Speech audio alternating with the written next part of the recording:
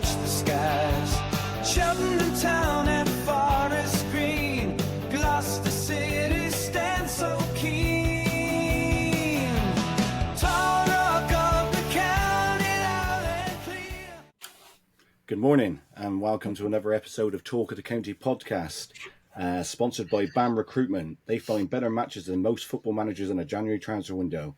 Whether it's temporary or permanent, they put the right people in the right positions. Engineering, construction and operational, no VR needed here.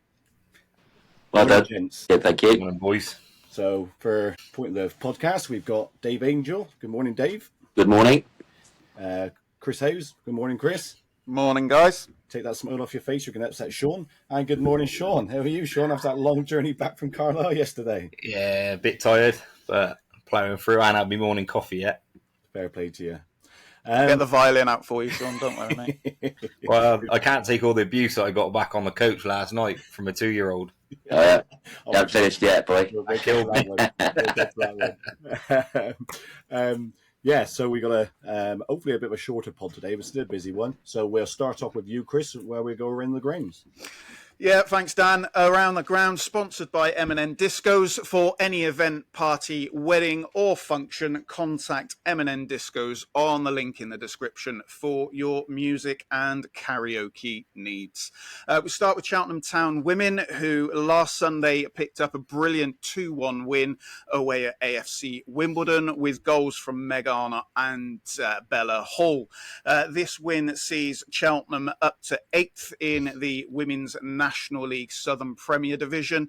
Cheltenham are in League Cup action later today at home to Southampton FC Academy. A quick note on that, it is available for free on YouTube for anybody that would like to watch it. Just search for the Cheltenham Town Women's page and it will be on there. In the Southwest Regional Women's Football League, neither Forest Green or Gloucester City had a game last weekend, but are both back in action today, with Forest Green at home to bottom of the league Bishop's Lydiard ladies and Gloucester away at Pucklechurch Sports ladies. In the Southern League Division 1 South, where there were midweek games for both Gloucestershire teams, Hartbury lost 3-1 at home to Portishead Town, while Bishop's Cleeve, also at home, drew 1-1 with Swindon Supermarine. Both teams were at home again yesterday, with Hartbury making it 2 defeats for them this week, falling to a 2-1 defeat to Exmouth. Meanwhile, Bishop's Cleeve have kept up their unbeaten start to the season with a 3-2 win over Shaftesbury. A result that sees Cleeve top of the league and the only team in the division not to lose a game so far this season. Hartbury have dropped down to 8th. The Hellenic League Premier Division had one midweek game last week, which saw Slimbridge pick up an excellent 1-0 win away at 4th placed Worcester Raiders on Tuesday. Yesterday saw a reduced fixture list due to the FA VARs, and there were only 2 Gloucestershire teams in action in the league, where Tuffley fell to a 2-1 defeat away at Mangotsfield and Long Levens drew 3-3 with Cribbs, a result that saw Long Levens jump above Tuffley in the table to 11th and Tuffley dropped to 12th. Slimbridge remain 3rd in the league, but now just 1 point behind the leaders with 3 games in hand. In the FA VARs first round, Cinderford made their way through with a win on penalties after a 1-1 draw. Fairford also went to penalties, but they lost out to Thornbury following a 0-0 draw. Struggling Lydney Town were knocked out, falling to a 4-0 defeat away at Helston Athletic. Cirencester were knocked out after a tough 1-0 defeat at home to Millbrook. And finally, Slimbridge are through to the next round, winning 3-2 away at Wells City. And that's the roundup from around the grounds. Back over to you, Dan. Thank you, Chris. I will just mention a big thank you to our new sponsors, BAM Recruitments and M&M Discos. Just look at it on our socials for any information for them. Some big games yesterday in the FA Vaz. I noticed on Sky Sports, obviously I'm a Sinniford boy, so it's even on the Sky Sports app, Sinniford popped up on there, and they drew 1-1 at Clevedon, and then I looked in and underneath, and Sky Sports got it wrong and said Clevedon won 4-2 on penalties, when actually Sinniford won 4-2 on penalties. So, peaks and troughs. So yeah, let's get on with the pod. We'll go over to you first, Dave. Pretty good week for Gloucester City. Started off with a 2-0 win at Bracknell. We mentioned obviously last week that you had the game on Saturday and it was a quick turnaround. It was, yeah, for both sides. To be fair, I couldn't make this one. I couldn't get there after working time, but luckily it was streamed. Well, luckily in some people's view, other people aren't so keen, but it was streamed live on Clubber, so I got to watch the game. What was your thoughts, Dave? Played well. Professional performance, the kind of game that in previous seasons we'd end up losing or dropping points, but under Daff Williams we just seemed that much more focused and professional outfit. We went there. I mean, it got to the stage when it was still coming up to 80 minutes, and I thought, we're not going to win this. But a couple of superb goals. Absolute bit of genius by Ellis Watts to put us 1-0 up, and then Aaron Wildig with a lovely little finish after a beautiful little threaded through ball from Pinchy.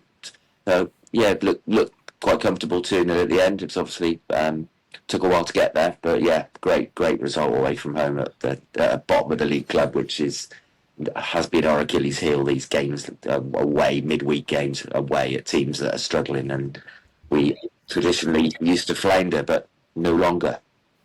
Yeah, you mentioned it was a late goal. I remember in your predictions, we was all being very positive, giving you a 2-3-0 win, and you was like, "No, 1-0 smash and grab." And then when that, I cursed when Aaron Wildig scored the second, because I thought I was actually had a chance of making some points up on the particularly good you boys. So yeah. Yeah, so the 81st minute, that goal went in. Like you said, it was a great ball through, and the way he dinks over the keeper is really good, isn't it? It was an excellent finish. Yeah. Yeah, and then a moments later, the game was put to bed. Like I said, Ellis scoring it. What a goal! That goal. Ellis's was the first one. Absolutely fantastic goal. Just been described by a couple of X accounts, picked it up and called in Lamine Jamal, because which he quickly retweeted. But yeah, he's on his day. He's far too good for the level he's playing at. Oh, the Cruyff turn, and then he still then sends the next player for into Sunday as he dinks past him. It was way above the level he was playing at, wasn't it? It was, and he's got that in him. He doesn't. The reason he's not playing much higher is because he doesn't do it every game. Obviously, if he did it every game, there's no way he'd be playing with us. But he does it often enough to keep us very happy. So hopefully we can keep hold of him. But yeah, he's still only, I think, 23, 24, so he's not very old. But he's a very, very good player. It was a good goal. As much as I don't like to see Gloucester scoring, Dave, I enjoyed watching that over and over again. I'm glad you enjoyed that. Not as much as I saw of the chip video I saw this morning, but that is brilliant, by the way. So best goal of the season for you, Dave, so far? Yeah, he's running his own little goal of the season competition, because he scored an absolute corker a few weeks back at home, where he picked the ball up on the halfway line, actually won the ball with a tackle, and then beat 4 or 5 players and scored. So probably, yeah, it's up there with that one. I think he could have every contender in the goal of the season awards at the end, I think. Yeah. After the game, they obviously spoke to Aaron Wilding, and he called it. Will dig. No N in there. Will dig. Yeah, that's my. Dan does like adding letters to words. He does. I've noticed that. It's a Forrester thing. We like to put the Will dig. He mentioned it was a professional performance. And, it's the type, like you mentioned just at the start there, Dave, it was the type of performance where, you come to and you could slip up. So for the boys, after a short period of time, to pick up a 2-0 win, it was professional as it could be. Exactly that. Yeah. And he also mentioned Bracknell's in a forced position. We'll be surprised if they was down there come May. I would, yeah. I think the interesting interview that's got like nearly 8 million views by their manager afterwards. But he's having a big overhaul down there. He's getting rid of a lot of established sort of experienced players there because he's criticised their fitness, etc. So yeah, I don't really want to go into that too much, but yeah, I think they'll probably pull the way out there. I think there's worse teams in the division than Bracknell. Yeah. So we keep saying it's early days, isn't it? But getting that good start, and it can always stand you in good stead going forward. So yeah, on to Daft's thoughts of the game. You mentioned this. He said he was so proud of the players. As proud as he's been so far this season. What do you think he means by that? Just showing the resilience to go away after a 2-day gap on a quite a long trip and grind out a result on that it's all very well, playing at home and scoring 4 or 5, but what wins you titles is those games where you go away from home and grind out 3 points, and we seem to have developed the ability and the habit of doing that, which is great to see. Yeah, he also praised Bracknell, and again, he said the same as Wilding said, they was in a forced position. So he's, the manager and the players seeing the same thing. I'm pretty sure the Bracknell fans, if they're listening to those interviews, they give him a little bit of hope going forward. And then he did mention about the Saturday, Monday, the big challenge, and again, I know we've touched on it before, but I'm going to use weirdly say this, but it's a bit normal in the league, isn't it? Playing on a Saturday and a Monday. Gloucester could have lost that day, even that could have been the result at the end of the season. Could cost you a promotion. Yeah, I mean, it's tough enough when you're holding down a full-time job and playing in the evenings as it is without them sort of putting game. But it wasn't the league who did it. It's what Brighton will do. It's when they play their midweek games. So they can't really, they certainly can't complain about it. It's the ball's in their court on that respect. But yeah, I mean, it was the same for both teams, and we came away with 3 points. Yeah, he said he questioned early in the season whether Gloucester had the grit to go to places like this and get a result. But he said they definitely showed that Monday night. Definitely did. Yeah, and he said obviously he had to make a couple of changes, change of shape because obviously you've had a couple of injuries. Yeah. So all in all, was really happy with the boys and the way they reacted. He praised the fans. And obviously, before Saturday's game, it took it top of the table. So, really good night in all, Dave. It was, yeah. It was briefly top of the table Monday because Waltham, again, won on Tuesday, as they did yesterday. So, it's starting to look like a bit of a probably too early to say somebody could all change. But at the moment, it's shaping up to be a 2-horse race, I think, especially after Farnham lost yesterday at Weymouth. Yeah. At home to Weymouth, actually. Yeah, that was a shock, that result. Chris, what was your thoughts on the Bracknell game? Hated every second of it. Did you watch it, then? I watched bits of it, yeah. But no. Look, Gloucester were good. It was... the finish, by the way, is excellent. But much as it pains me to say it, but look, it's another win for Gloucester, and if it weren't for them, I would have had a pretty good week. But there you go. Sean, you again, we mentioned about the Saturday Monday game. You can't underestimate what a big result that was for Gloucester, especially going into the pool game, can you? Nah, it's massive. I mean. Yeah, I agree with Dave. Obviously, there's no consideration there for the players. They were, full-time, part-time, whatever it might be. I don't know how anyone can be expected to play Saturday, Monday, and just have a Sunday off. You don't even really get time to recover and train. Would you be ready for a game tomorrow after that coach trip, that long trip yesterday? Do you reckon, Sean? I'm always ready, mate. I was born ready. Born ready. I'm joking. No, I'd be knackered. That definitely looked like a setup, by the way, boys. You've been talking behind our backs there. No, good result for Gloucester, if you're a Gloucester City fan anyway. On to yesterday's game, the big game, Gloucester City versus Poole Town. I actually passed our coach as I rode back into Gloucestershire yesterday, coming up with Amber around about 6 o'clock-ish. So 3-2, Dave, second against third. Yeah, it was shaping up to be a big 6-pointer. I thought it was going to be a really, really tough game, and although the scoreline suggests it was, I don't think it really was. They scored early with a very, very dubious penalty that, well, I'm going by other people's view of a dubious penalty because I didn't see it because I was packing up the programme stand and it happened very early. But from what everybody says, it was a sort of just a shoulder to shoulder in the box, and our player was stronger and their player went down. Referee gave a penalty very early, and then you think, conceding early, this could be a tough afternoon. But by the time I was actually behind the goal, we just started playing some of the best football I've seen us play for so long. He just passing the ball about and scored 2 quick fire goals, quality goals. Hanksy again, an absolutely superb goal by Wildig again. And we looked really comfortable. And then we half time, came out second half, controlling it, scored a third. And at that point, I thought we were going to go on and score 4 or 5. We were playing really, really well. By far the better team. They scored a goal against the run of play with a huge deflection. Oh, well, actually, going back to the penalty, it was one of the worst penalties. The keeper very, very nearly saved it. He was beating the floor with his hands that he hadn't saved it because it sort of went through him. But so then we go on and go 3-1 up, and I thought we were going to run away with it. And then they pull a goal back with a deflection.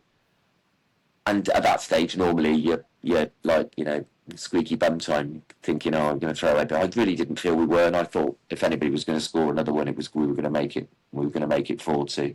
As it was, the game was played out and we won. We finished 3-2, but it was a pretty comfortable afternoon, to be honest. Paul, I thought, looked pretty lackluster. They've got some good strikers that I'm not even going to be. Well, I will actually try and pronounce it, but Gwengi, their centre forward, and he looks decent. He looks a real threat. But at the back, they didn't look anything special at all. And if that's one of the front runners for automatic promotion, then I'm very confident. I wouldn't. If we don't hit top spot, then I'd be confident if we met them in the playoffs. The playoffs, as they stand at the moment, if the season finished tomorrow, Evesham are in the bottom playoff time, so we'd have Evesham at home.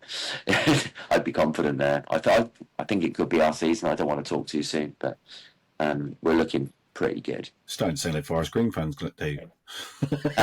Yeah, we'll lose 4 on the trot now. Yeah.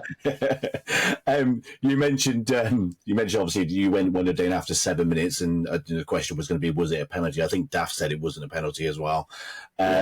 But I think the most important thing for Gloucester is that you got back into the game pretty quickly. Literally about on the 16th minute, Joe Hanks again. Can we keep talking about the guy, but he just can't stop scoring, can he? Yeah. Bedu King cut in from the left, run, caused havoc, as he did all afternoon, and ball bounced around and just broke through. And Hanksy, as so often he is, was the first to react and just poked it past the keeper from about 6-7 yards. Good tidy finish. What you come to expect from him, really. Yeah. Quick question for you, Dave. Obviously, we know, obviously me and Chris know what Joe Hanks is about. We've watched him in the Cheltenhamshire, but he just seems to be like consistent. Do you think if Gloucester don't go up, I know we've talked about him being settled where he is and he's got a job and what have you. Do you think if Gloucester don't go up that he may move somewhere like Kidderminster or something and have another shot? I would say there is absolutely no. I will eat this dining room table I'm sat at if Hanksy chose to go elsewhere.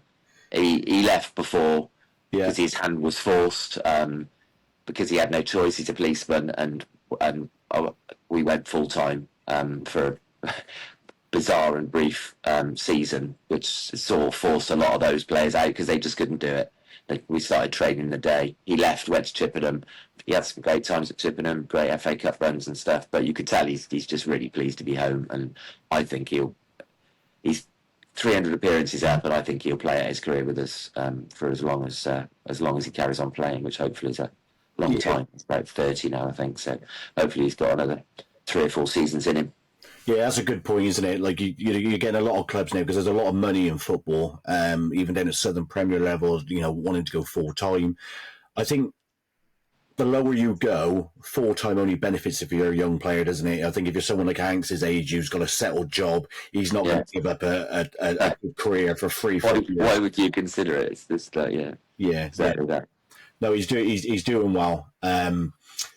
So in the 17th minute, a minute later, you go 2-1 up, Dave. 2 goals in a minute. Meadow Park must have been going mad.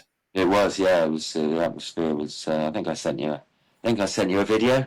So I'm sure you can share. Yeah, it was a good atmosphere. Good atmosphere. Crowd of just under 1,500 yesterday, which was pretty much all home fans. The game was segregated on police advice because we were expecting good numbers from Poole, but they must have got lost. There was only I think 30 away fans. Yeah. So the segregation was softened, shall we say, at half time, where they just took the barriers down and just said, "Go where you want," because for 30 people, and they were good natured. They were nice people. I think they've got quite a young group of lads who've caused a bit of trouble at various places, and they tend to travel on the train.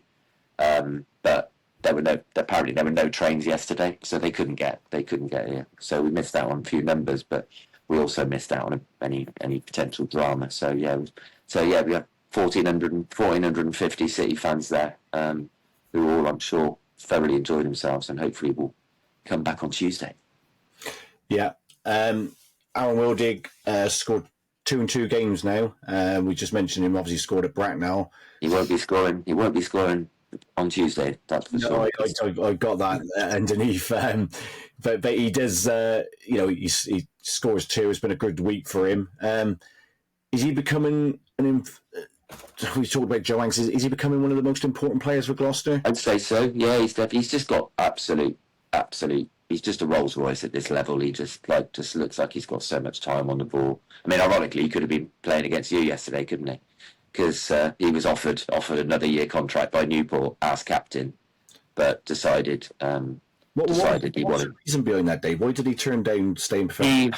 It was apparently due to business and family commitments. He wanted to go part time, and obviously with the DAF connection, it's just suited him, really. I suppose it goes back to the old thing, doesn't it?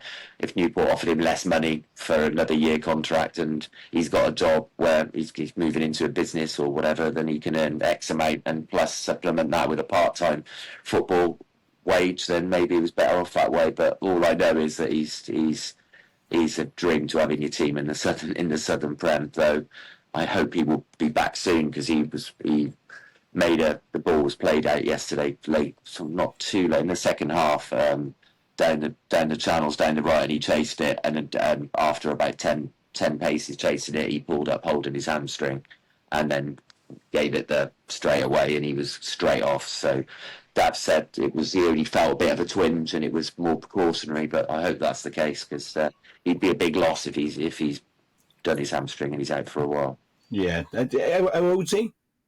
33, I think. Again, it goes into the Joe Hanks thing. He's made that. He's had his career then in the football league, and it makes more sense, doesn't it? Yeah. The question always going to be like, what I've seen of him, he could definitely play. You can tell he's played at a higher level, and could he go? Oh, very much so. Yeah. He seems more personal. And John Maddy with Ryan Haynes in the summer. He's a photographer. He went to Brackley. Because he's concentrating on his, something was going to help him. Is that you bringing Cheltenham into the Gloucester bit? Just a little bit, Dave. Just wanted to clarify that. Just a little bit, Dave. And then you go 3-1 up. City double their advantage. Kong Beidou makes it 3-1 on the account. Yeah, great finish. Played down the left. He was sort of playing sort of wide left and drifting in, and he got played in down the left and sort of turned the right back inside out, and then you're expecting a cross, and he just absolutely battered it inside the near post, caught the keeper by surprise. Great finish. Played very well. He played very well all afternoon. He was a constant thorn in their side. He's got real pace, and when he's running it, no defender likes people with pace running at him. No. And Sop should have got another penalty. It was definitely a penalty, but that's sort of a doubt. Even the referee gave gave the free kick, but he gave it on just outside the box. But I was talking to some Poole fans, and they were like, I can't believe how he gave that as a free kick and not a penalty. It was blatantly inside the box. I think they'll be. I think Poole have just released their highlights, so I'll be interested to see if they include that. But yeah, he should have got another penalty. It's becoming quite a regular occurrence. Before we jump on the Daft thing, Daft did mention, your Twitter feed did mention there could have been a penalty for Poole and Gloucester within a matter of minutes. That must have been the one then. Yeah. Yeah. So, yeah, they get a goal back, 7 minutes to go. You mentioned at the beginning of the chat that you didn't think that they were that great, but was it a nervy last 7 minutes? Wasn't it? Obviously, it's a little bit nervy because you know that you only conceded one away from not getting the 3 points. But we've all been in that situation, and like multiple times when you support Gloucester City, and I was less nervy than I usually am. I still felt pretty comfortable that I honestly felt if there was another goal, we'd get it, not them. Yeah, and so obviously the game finishes 3-2. Just sum up, Dave, how massive that result is. You mentioned about him potentially now becoming a 2-horse race. Well, if we hadn't, Waltham and Hersham are just winning, as we are. But if we'd have slipped up, say at Bracknell or yesterday, then they're 2 points ahead on the same games, almost identical goal difference. I think we've got a 5-6 point gap to the next team now. Farnham lost yesterday, so. Weymouth, so they're dropping away. They've got a couple of games in hand, but they're down into like 9th or 10th, I think now. So, but they can do us a huge favour on Tuesday night because whilst we're playing Berkhamsted, whatever one of those is, at home. Sorry, Berkhamsted, if anybody's listening, but I've not heard of you. Yeah, Farnham are playing Waltham and Hersham on Tuesday. So a Farnham win or a draw there would do us a big favour. Yeah. And obviously quickly on the Daft thoughts, he said he was really pleased and some good stuff played. He said they had some good attacking players, and you said that, Dave. You said they was very good at the third. Pleased that after going 1-0 down early, and it didn't affect the team, and they got back in it. It does show big character, especially in a big game, doesn't it? We've got some big character players. We've got throughout the side. We've got experience and leaders, which may be something we've lacked in the past. We're without Kieran Thomas at the moment, who unfortunately after Monday, I don't know if you saw that incident, but the ball was played back and he went up to head it back to the keeper, and their striker he was in midair, clattered him and he landed awkwardly, and I'm not sure what he's done. I think it's his knee, but he's out to the new year, which is a real shame. Big miss. But we brought this young lad in, Mitch from Hereford, on loan for a month, and he come on yesterday and he looked pretty solid. So we're not in a position where we have been in the past where you see one player is not on the team sheet and is injured and you think, oh no, we've just got that strength in depth. Although we haven't got a huge squad, we've got a backbone of players that Morgan isn't fit, so Ben Richards Everton steps in. You just got that quality throughout the side that just gives you that confidence that we can deal with the odd injuries, but hopefully they don't get any worse. Yeah. Obviously, you said about Wildig going off injured. Daft did say that he felt something. He said, but he came off straight away. He said he didn't run with it. I suppose that's the beauty of it. He knows himself, doesn't he? He's an experienced professional. He's not going to take any risks. So I suppose I'm just hoping he felt the slightest twinge, but he pulled up very quickly and immediately signalled to come off. So there was obviously an issue there with his hamstring, but hopefully he was sensible enough and caught it before he did any damage, whereas maybe a younger player would try and run it off and end up completely pulling it or tearing it. But yeah, hopefully he won't be out too long. But if he is, I still think we've still got Hanks, we've still got Pinchard, we've still got Ed Williams, we've still got class throughout the midfield. So I think we'll cope, but hopefully won't have to. Well, that's the difference, isn't it? Coming off straight away, the difference is 3 weeks to maybe 3 months. You know, if you go exactly. a little strain to a tear or anything like that. So I think Daft seemed pleased that he knew to come off. And obviously, you've touched on Mitch Roberts on loan from Hereford. Daft said he was very happy with the signing. Can he add to what you've got? Yeah, definitely. But you can't have too many good players, can you? Especially with injuries and suspensions and stuff. He looks solid, and I think Daft is hugely important to Daft. Is not just the ability on the pitch, but also how you fit into that changing room and you buy into the ethos that he manages with, and he obviously thinks he does. He's not a manager who'll just bring players in that he's seen once on YouTube. He has to know they'll fit, and I totally trust his judgment. So I'm sure he'll be a good addition. He seems to be getting it right in the moment, doesn't he? Yes, so we went, Farnham losing to Weymouth yesterday. Well, that was a massive shock. Weymouth are a big club within their right at the level, but they're having a torrid season to go. Yeah, they've a couple of good results now, and they're out of the relegation zone now. So I can only see a club with their fan base and their ground, etc. I hope they pull out of it. If we do have the misfortune of being in this division next season, it's the type of teams you want to play. Yeah. Like you said, it's a 5-point gap between you and Paul now. So, and as you mentioned just now, kind of is starting to look like maybe it could be a 2-horse race. It's still early days. Things can change. But you say you got Berkhamsted on Tuesday. They're 8th in the league. To be fair, I know my football from the Premier League down to but I've never heard of them. So I hadn't even heard of the place, let alone the football team. I had to Google where it was geographically. Heard of Birkenhead, but not Berkhamsted. Not there. Just want to quickly touch on. So you put on X. It seemed like the Paul. God, what have I done there? There's many, Dave. I have to block you half the time. Mute me. You wouldn't be the first. Sean. Dave blocked me. When we joined the pod, we were all and I was invited on, and we spoke for the first time. I thought, I'll find them on Twitter, and and follow them so we can be friendly. And I checked you, and I hadn't we hadn't spoken before. Followed you. Followed Chris, went to follow Sean, and he was already blocked. So I had to actually unblock him before I followed him. I don't recall it, but he'd obviously annoyed me about something in the past. Yeah, you put some on X. It seems like Paul had got a dual management team. Yeah. And then they was very complimentary of Gloucester, saying about how big of a club you were. Yeah. And how big an advantage we've got being a full-time hybrid team, which just blatantly isn't true. So, but in a way, Dave, and if you want to compliment, it's a compliment.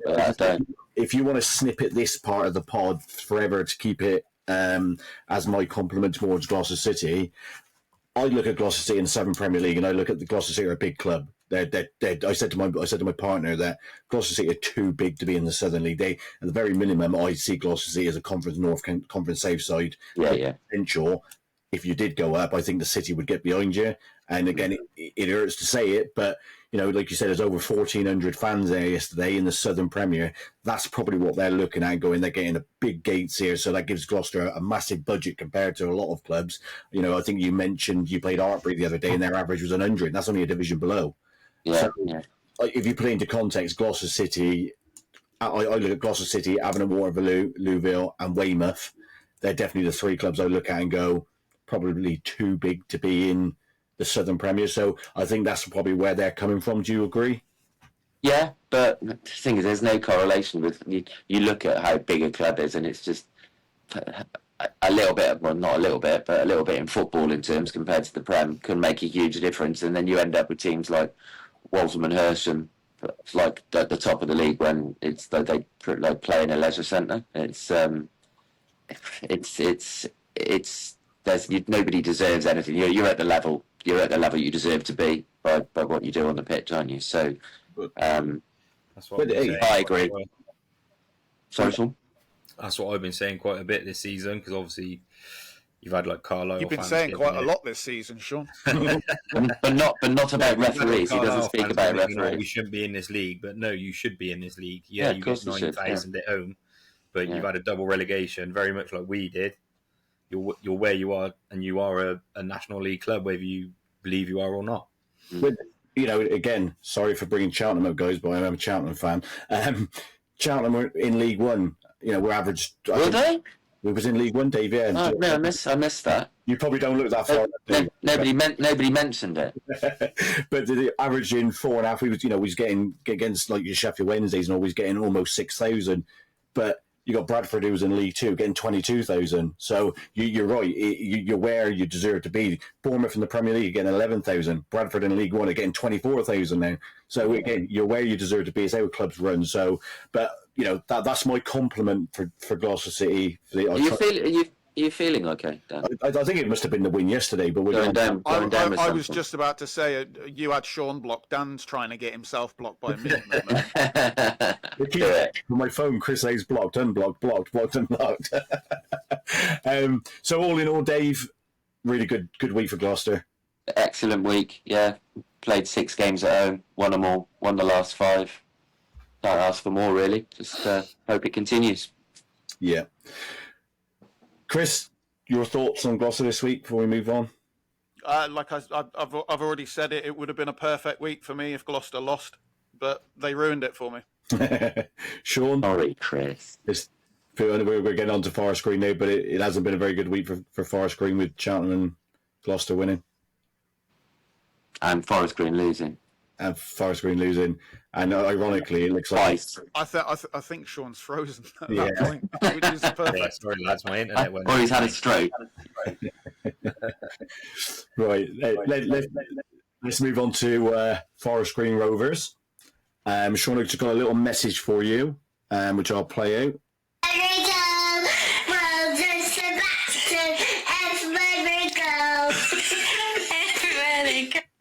Now that's my 2-year-old daughter, who I started singing yesterday after watching the game, and forgetting that your daughter picks things up. We were then having some food, and we were sat at the dinner table, and my daughter kept singing "Rovers get battered everywhere they go" constantly, and I was like, "Oh dear." I'm going to say this now. I'm going to say this now. I said it on Twitter, Dan. She is my new favourite person in the whole world. That is excellent. It literally had me crying to the point where I can imagine next week at nursery, they'll pull me aside. They go, "Mr. Hopkins, can I have a word? Little Joey was upset today. He's a little Forest Green fan, and your daughter was singing 'Rovers get battered everywhere they go.'" And it'd be that moment where you're like, "Oh dear." But I know he's brilliant. Sean, before we obviously get on to Worthing, we'll get on to Worthing now. 4-1 win in the week. Your thoughts? Professional performance. Them sort of games have a bit of a banana skin feel to them, especially when they take on Adam Hinchelwood just before as well. So that was the only thing that was worrying me. Experienced, good manager, but Forest Green done what they needed to do. Yeah, they obviously took Whitwell scored early on. They kind of set the tone for the rest of the game, didn't it? Yeah, I was quite surprised actually, because obviously at first glimpse you're like waiting for the Linos flag because it looked like he was going to be like miles offside. But a quick free kick is something they must be like worked on or told to do quite often, because we seem to try them all the time, and it's paid off a couple of times this season. Yeah, and then obviously you go 2-0 up pretty much straight after. Well, a few minutes later, Knowles again. Sort of like a good goal, isn't it? Yeah, the way he rounded, the way he took it around the players and the keeper and just rolled it in. Obviously, we spoke about Knowles quite a lot since the very first pod, and he's just flying at the moment. Yeah, and could Forest Green be accused then? Because obviously he was well in control. Could you be accused then of taking your foot off the pedal? As you know, former Rovers player, is it Jenks, scored a great goal. Yeah, it was a cracking strike. I mean, Yeah, I mean, you could be critical of it, but you got to let them have some manu, so we give them that one. Yeah, it was. We've been straight on half time. You do worry as a fan, don't you? Because obviously the reason it's been chosen for TV is because they thought that maybe Worthing could cause a bit of an upset. Yeah. The club has gone full time themselves, but obviously second half starts. They had a bit of a go after the break, missed a chance to make it 2-2. I think I was going to say, there was a bit of a scramble, wasn't there, and it got cleared, which was a bit of a worrying moment.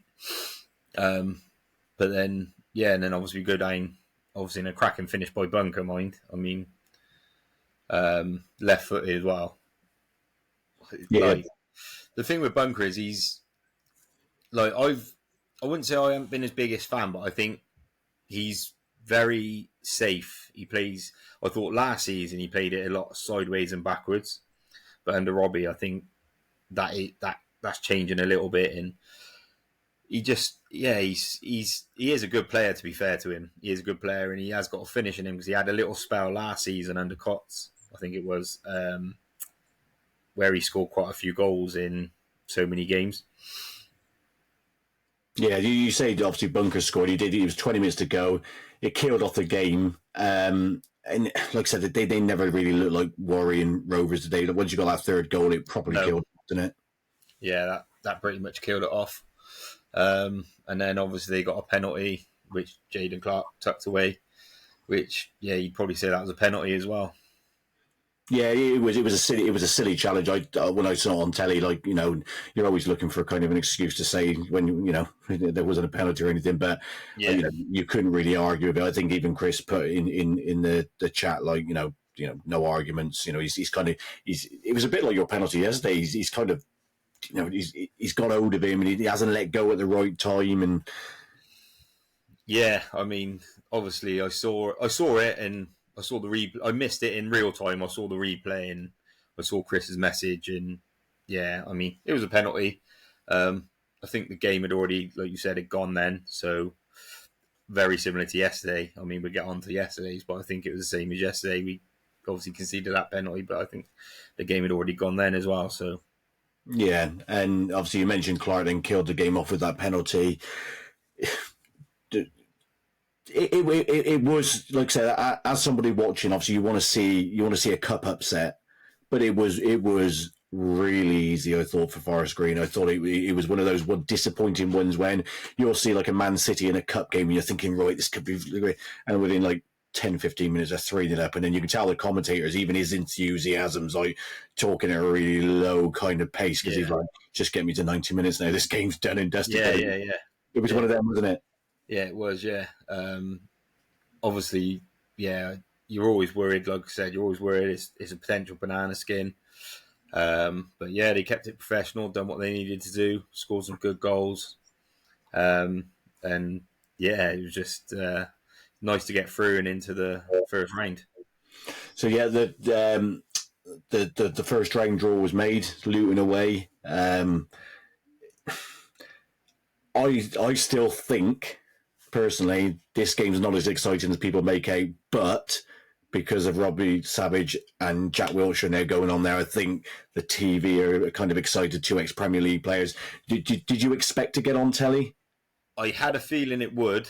The moment that, like, we won and got through, I think I've tweeted it a couple of times. You know, Luton, they were what, in the Premier League 2 years ago.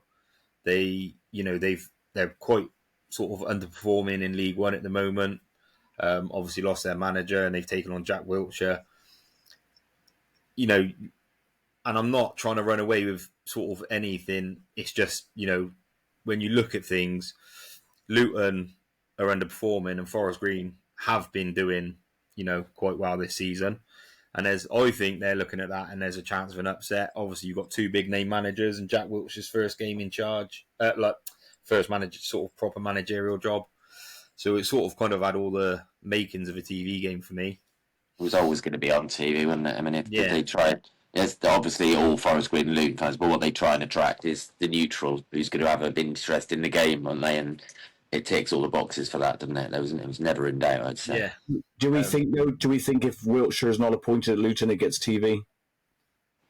I think it still probably would have been, to be honest. Yeah, I reckon it does may as have. well. I reckon it probably would have been, but I think it just made that decision a little bit more. I can't think of the word that I'm trying to think of now, but justifiable. Yeah, I only say because I said to you in the chat, didn't I? I said there's no problem with it being on. I can see why it's been chosen.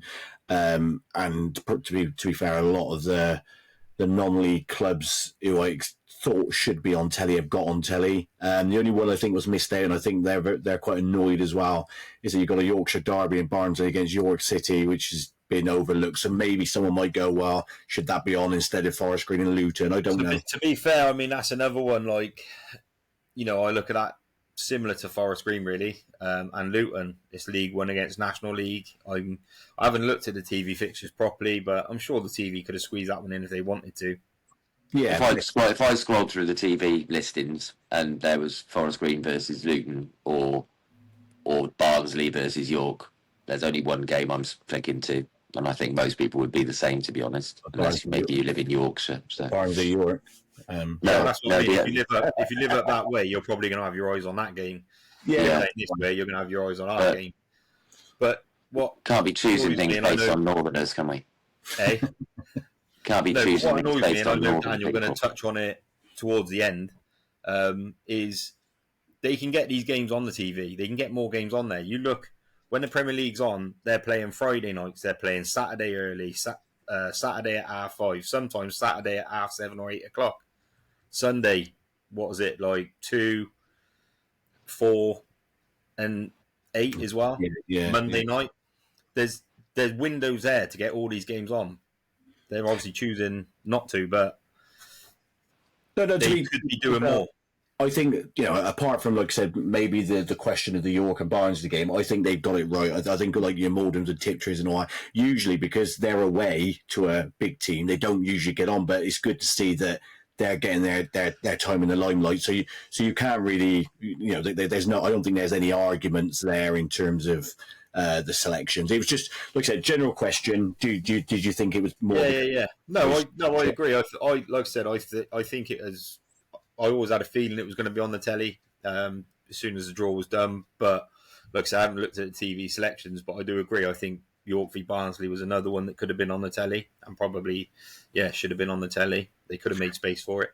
Yeah, I think I saw one comment someone actually did say, to be fair, for a first round draw, it's probably been the poorest it's been in years. Like you usually look down, there's usually a hell of a lot more lower league teams in there, and it just seemed to be more from. Yeah, I scanned through the draw. Obviously, we lose interest in the FA Cup late September as a general rules. But I did, when the draw came out, I had a scan through and I was looking for clubs that that we play or in our level, and there's a real dearth of low level teams have got through, and it's gone with league position in most of the games. And to be honest, that's the interesting bit of the FA Cup for me. Once we're out, is the giant killing opportunities, and there aren't that many of them, because you realistically, really, is Forest Green beating Luton League? Is that going to be a huge shock? I wouldn't be at all surprised if it happens. There's probably not that much difference in their resources. Well, it's a good point, Dave, because Sean mentions there, like 2 years ago, they were in the Premier League, but it was only 6-7 years ago they was in non-league, and they spent a long time in. Yeah, so and how many years ago was it? Forest Green were in League One, so exactly 3 years. 3, yeah. So you're going to go to the Championship then, weren't you? Because it was easy, but did that happen? He didn't say it was easy. Oh no, he definitely did. I've got a screenshot of it somewhere. It's easier to get out of League One into the Championship. Yeah, he definitely said that. I don't think he did. I think you're just making it. Yeah, he did. I think he said. I think what then out of League Two will be easy, as in there's more spaces to get out of it than the National League. Oh, I misconstrued. I think Dave's just telling Porkies to try and make himself sound relevant on the pod. They've had to remove a star from the Forest Green kit as well, I think. Nah, they're still there, mate. Oh, brilliant. Since you can't see him amongst all the bloody animal print and neon eye-burning colours. Right, let's move on to just Robbie's thoughts on Worthing. He said he made 5 subs. He said because the good thing for his squad is he said, 5 players on that bench will get a game every week. Is it still only 3 in the National League? No. You can have 5 in the National League now. So yeah, he was saying that every week the players are on the bench. They're not going to sit there and think they're going to game. He said because of the high intensity football you play. He said basically some players are knackered. He said so he makes the 5 subs. That's good for people who ain't getting in the team, isn't it? Yeah. Obviously, we've sort of played that style, and we said it before. Like we sort of make changes to the team, and it doesn't weaken us like it should. All right, we might lose some quality. When you take players off, like if you take Makarov, for example, and things like that, or he's been injured. But I think all in all, we've got a good squad. We have got a good squad. And it does help when you can make that many changes. You're almost freshening half the team to sort of go late on. Yeah, no, definitely. He praised. He praised the press from Forest Green, and he said he couldn't believe that Worthing. He said basically said they haven't done their homework against Forest Green. He said because basically praised you for the press you was doing, but couldn't believe that Worthing were continuing to play at the back. He said if that was Forest Green, and he said the press was being beaten, being closed down. The playing it for the back was being closed down. He said, I would have just told my team to go long. Yeah. Maybe they just concentrated on themselves and didn't bother looking into the other team. It's a valid tactic, isn't it? I've heard recently. Kick him off yet? Can we all just take a second to appreciate the fact that Dave is currently having a game of patience? No, I was going to explain what I'm actually doing. What I'm actually doing, and it is valid, is these are the golden goal tickets that come numbered 1 to 90. They're scratch cards, and for Tuesday's game, I'm shuffling them. So I'm actually doing something worthwhile and football related, rather than brushing my beard or moisturising my forehead. So now I know I'm being videoed. So many sponsor opportunities there, Dave, just for you. Yeah, so he said he praised Mendy, and I know we'll get on to Mendy for yesterday's game, but he said he can't believe he's not played in the Football League. No, obviously I think we spoke about it before. I've said it. I think a lot of other fans have said it. He's just an unbelievable player. The fact that he's come from Macclesfield and playing Northern Premier League. I mean, he's been brilliant, and obviously he's played in defence now, which I didn't think we'd see him much in that position. But yeah, he's just been phenomenal, really. He's kind of like a really big, awkward player, isn't he? Yeah, he's just athletic. He's strong. He just seems to get out with the ball all the time. If he's having a bit of a tangle or whatever, he just seems to get out with the ball, and he's got a good range of passing. But yeah, he's just a brilliant player. Just a brilliant player to take the pressure off the team. And not only did you go there, beat him 4-1, demoralise him, cost him a cup run financially, you decided to help him out by going back in and signing Temi Babalola. Yeah, well, obviously, we beat him on the Monday, announced him on the Friday. Obviously, sounds like a Craig David song, this. Seen him properly yesterday. You sing it. He looks like he's going to be a big handful.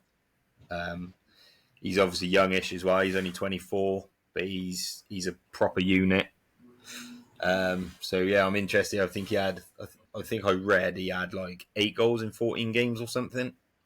Yeah, is there a concern, Sean? And like I said, this is not me saying that you shouldn't do it, because I like it in a way, because I do think, when we spoke to Robbie on the podcast, we've said that there's a lot of good players at lower league football. Is it are you a bit concerned that you've seen, because you've got this lad from Worthing, you're going in for the lad at Macclesfield? Is it a bit concern when you're going up against your Yorks, your Carlisles, who have got really good Football League players, who maybe have a bit of know-how, that you're going for a bit more inexperience? No, I don't think so. Well, no. I always I always compare us to like Barnet and stuff like that last season, and that's a lot of that was what Barnet were doing. I don't remember them really taking any players from the Football League. They were taking a lot of lower down. That when they lost that Nick Kabamba, he went off to Bromley last. I think it was in January or something like that. Yeah. Then they went and signed someone from Boreham Wood, striker from Boreham Wood, who was then in the National League South. So I don't think it is a concern. I mean, you can find some, as long as you get the right player at the right ages as well. I mean, like you were chatting about Dave with Gloucester, if you get players from a certain age, they can sort of make that step up. And a lot of the players we're signing have actually proved that this season. Would you? I'll get Dave's and Chris's thoughts on that shortly. But would you say then, if you're going around the Barnet sort of mould, that it took Barnet 2 or 3 years to build that side to get into the Football League? They lost in the playoffs the season before, and then obviously went on to win the league. Could you potentially see that Dale's maybe said to Robbie that go and build your side, which is capable, and it might be capable, like we've talked about, it might be capable of getting into the Football League, but you've already got a settled side to go in that one further. Yeah, I think that was a plan, really, from the end of last season. Was they wanted to come in, they wanted to change the culture around Forest Green. Obviously, like I think Rob has said it a couple of times, everyone sort of looked at Forest Green, and he's had agents and stuff on the phone. They're a club with money, let's try and go there. Now he's trying to change that, and they're trying to bring young, sort of energetic players who want to play, high intensity attacking football. Obviously, a lot of the players that we're getting are from lower down, and we're getting a few youngsters on loan. And to be fair, I mean, I know we've not had the greatest of results in the last 4 games, but we've still looked quite good in certain games. We're going to touch on yesterday in a bit, but even against Rochdale, I don't think we were that bad. It was just 2 good teams. It was a good, entertaining game, that one. So I just think, I actually quite like the sort of thing that we're going to now with the young players. Chris, what do you think? I think Forest Green are just trying to get a bigger squad than Cheltenham. That's some going. No, it's not. It's look. They say if you get 3 out of 4 transfers right, you're onto a good thing. It pains me to say it, but I like the look of all of the players that have been signed recently by Forest Green. I think they're decent players for the level. It'll be interesting to see if they can keep that up next season when you're still in the National League, and go from there. Really, if they can find consistency, then that'll turn into good, really solid signings. Consistent, you're losing at the moment. You could see his face then. I was just thinking that the way that the late recent form, it could be the National League South, couldn't it? Really? Well, yeah. Here's hoping, Dave? We are being recorded live video, guys, so they will see his face, Sean. Dave, just a quick one, because as being a Gloucester fan, obviously you're looking up at Forest Green and looking up even further. Looking up at everybody, yeah. Do you ever see players at your level? I know we talked about Will Digg and Hanksy, but do you ever see players at your level and think, I think that he would go on and do well in the Football League? Yeah, quite regularly. But it comes back to that thing, doesn't it? There's been players when we were at National League North level, and my memory's not the best. I can't remember his name, but he was a centre forward, and he used to score goals for fun. And every year he'd score enough goals to get them promoted, and then they'd go up to the National League and go full time, and he'd leave and go to a different team and then get them promoted. But he was an accountant, and he's had his own accountancy firm, so he's never going to go full time. There are players. Wasn't Danny Rowe, was it? Might have been. Might have He been. was at Ebbsfleet and all, wasn't he? And Yeah, I can't remember, but I mean, it happens. It happens. Yeah, I'm sure there's plenty of players playing at lower levels who could play higher, but people have different ambitions, different priorities in life, don't they? And I think questioning Forest Green's policy, I think it can only be a good thing. I think you just need a balance, don't you? You need those older, more experienced professionals, but I think a team definitely needs that energy and that hunger of the younger players moving up who just want to be there and they're not there for a paycheck. Yeah, well, to be fair, I think that's what we got. We got balance because you think, like, Innes is still there, Jordan Moore-Taylor, Nick Orton, he's 30. Yeah, he's class. 28. Would you say though, Sean, like because we've spoken about this, haven't we? Again with Robbie, when we said about going a certain way, and then it's a fair point what Dave said about having that balance. Do you think that's where maybe Sean Long and maybe Liam Sercombe could help out a bit? The no in games where, like, we might get on to Carlisle now. And didn't work out very well yesterday, did it, with Sean Long? we go on to Carlisle now, and we could pick this up at the end of this conversation because probably best we do, since the podcast has just tipped over an hour, and it was going to be an hour, and we haven't bloody talked about Cheltenham yet. Those three clubs. So. Yeah, on to yesterday, Sean. Praise for yourself and the other 23 hardy souls who made the long journey for an 5:30 kickoff in Cumbria. How did you see the game? I'm still gutted from it, to be fair. I thought we played really well for 65 minutes.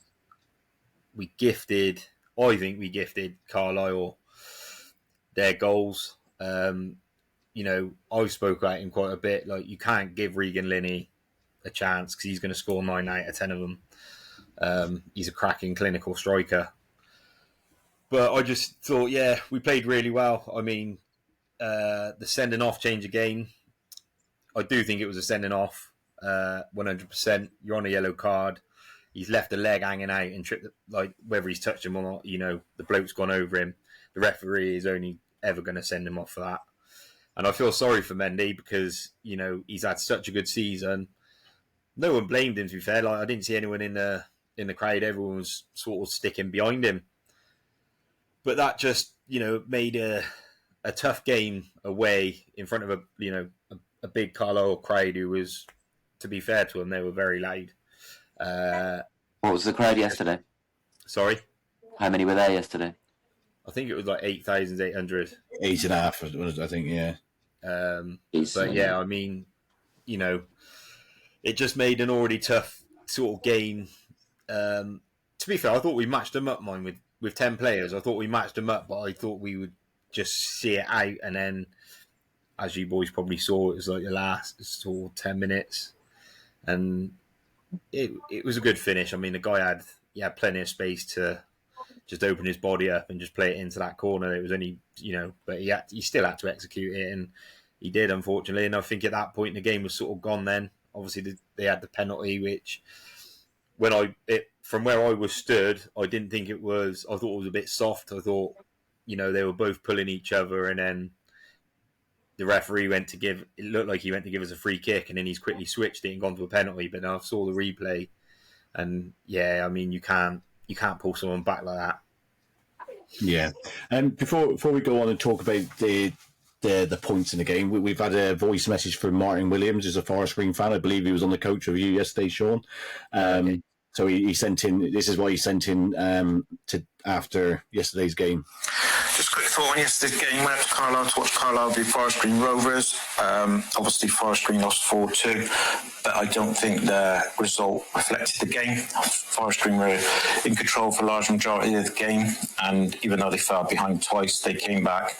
And I think if we had 11 players left on the pitch, we'd at least got a draw. But as football, the sending off was deserved, and they did have a penalty right at the end. So, but a big shout out to the Forest Green fans that travelled up there, because that is a hell of a long way. But yeah, well done. Thank you. Yeah, thanks, Marion. He has a point. Chris, obviously you watched the game more in a whole. I only caught the second half, but what I did see of it, I thought Forest Green were well in the game. And then obviously the Mendy sending off, it cost you in the end, Sean, didn't it? Yeah, I 100% agree with what you said there, and that's pretty much what I've been saying. You know, we were having chances. Gilly was ripping them down the one side, Kenji down the other side. I want to give him a shout out because he's probably not been looked at like Mendy or Trey, but he's really grown into this season. I think yesterday, we put some good crosses into the box and we just didn't quite get on the end of them.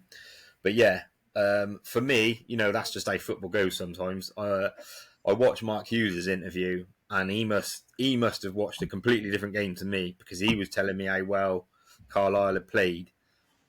I do not remember them really creating their own chance.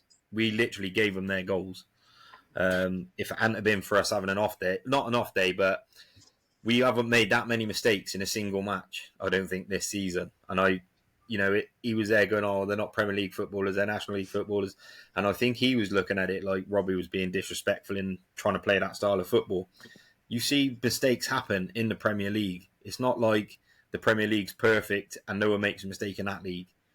But yeah, I don't agree with what Hugh said. I don't think they played great. They didn't have to play great. They didn't have to work hard for their goals. Mark Hughes, as in ex-Wales Mark Hughes?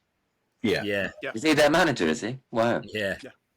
Yeah, I didn't see Mark Hughes' interview. I caught bits of it, to be fair, but I watched it on DAZN, as I call it. I did see Robbie Savage's interview, and also I'll go through his shortly. But he was very agitated, and it seemed like something happened between him and Mark Hughes, and which is really odd because he's always been full of pride, he's the hero, and that's what I mean. I didn't really know what had gone on. Obviously, something had rattled Mark Hughes because I watched his interview after the game, and he seemed quite sort of upset with Robbie. Which I'd have a fibre on Sparky, I think. In the build up to that game, and even when we done the podcast with him, Dan, he was quite respectful of him, and all he said was he was his hero, and he was looking forward to it. But I think what got to Robbie was I haven't seen it, but I'm guessing in the match preview from Hughes, he's sort of mentioning our budget, saying, oh, they got a big budget, blah, blah, blah. I mean, I think that's what sort of got to Robbie a little bit, so maybe he's given a little bit back on the sideline, I don't know. But Mark Hughes can't talk about budgets. They had the biggest budget in League Two, and now they've got the biggest budget in the National League, and they've probably got one of the biggest budgets in League Two still. Yeah, I was told last season that their budget in League Two was around about £6 million. So he can't say anything about our budget when ours is probably. I wouldn't even know how to guess it this season because, like I said, we've gone the complete opposite way. But I know for a fact York and Carlisle will both have bigger budgets than us. Well, I'll put it out there. I know a Peterborough fan who said Chris Conn-Clark was on $5,000 a week at Peterborough. No, I would pretty much say that Carlisle will probably be covering the majority of those wages. Yeah, of course they are. And then they're going to sign him for, I don't know, whatever that Peterborough chairman wants, whatever they sign him for. $300,000 they signed him for, and he wants that money back, I think. And that's what I mean. And then to sign permanently, he's probably going to want the same money that he's on. So, yeah, I mean, I don't really want to get down that route, but I think that was probably the underlying cause. There was probably something there. A pot kettle comment, Sean. In terms of like questioning Forest Green's budget, and then when you've got and I didn't see it was on the TV, but there was a comment there as well. Like I think the Zone must have interviewed Robbie Savage, and I think Mark Hughes must have been going through like the Carlisle fan zone because he said something about he was on the big screen saying something and I don't know, and it wound all the Carlisle fans up. I think I ain't too sure what was said or what was done really. Yeah. On to the goals. I kind of get what you're saying where you played a part in their goals, but watching the goals back, I didn't see too many, apart from the penalty, I didn't see too many mistakes. So what I did see, and this maybe go back to what we all mentioned on the pod last week about the style of play, and obviously Dave had a joke there about concentrating on your own team. Wasn't a joke. Do you think that maybe, and again, Robbie knows more about football than I'll ever know. He's played at the top level international wise, and he's managing in professional football. But do you think this is where Robbie maybe needs to look at when you play against your Carlisle and go, we just might need to adapt our way a little bit? Because I thought the goals you conceded, Forest Green were very open. If we hadn't have played well, I would have said. I think they got it right. However, he looks at the game, that's up to them. I think on another day we played out and we probably beat them 3-1, 3-0, something like that. Should have played another day then, shouldn't you? I think the problem I was going to say we you didn't play him another day though, did yeah, you? I'd have already played him yesterday. No, but we were passing out, and to me, and from where Passing I out? understood, Oh, no wonder you lost. we was just passing. We passed to their players, like just outside our box. Yeah, you want to You avoid can't do that. If you're in your own half, you need to be hitting your players, and it just seemed to be like, it was just mistake after mistake in a way yesterday, a few of them, and then even when he changed it, he brought some experienced players on, JNT and Doige, to try and help and settle the team, and even they've made a mistake. But isn't that the point that you say playing on another day, but on another day, if Forest Green play like that, probably Carlisle still score those goals because of the way you play. You're open, you're expansive, you like to get forward. So when that turnover play happens, you're so open, teams can cut through you.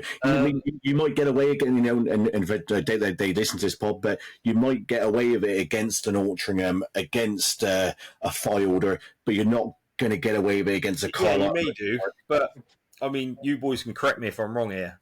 I don't think we were under pressure when we passed them the ball. Now, we should be able to be passing a 10, 15-yard ball when you're not under pressure. We did not pass, for some reason or another yesterday, we were passed, we just gave them the ball. And that doesn't happen normally. But everyone does have an off day, I ain't blaming any of the players, mind. I'm not blaming any of the players. I thought we played well and I thought we got it spot on, and I just think it's just one of them games. You just got to sort of just suck it up and just move on. Can you play well and get it spot on more often, please? Well, every week, ideally. We beat 90% of the league, and we're only 90 minutes away from a 5-0 win. He's still holding on to that one, isn't he? I wish you'd have done it a few weeks ago when I predicted it.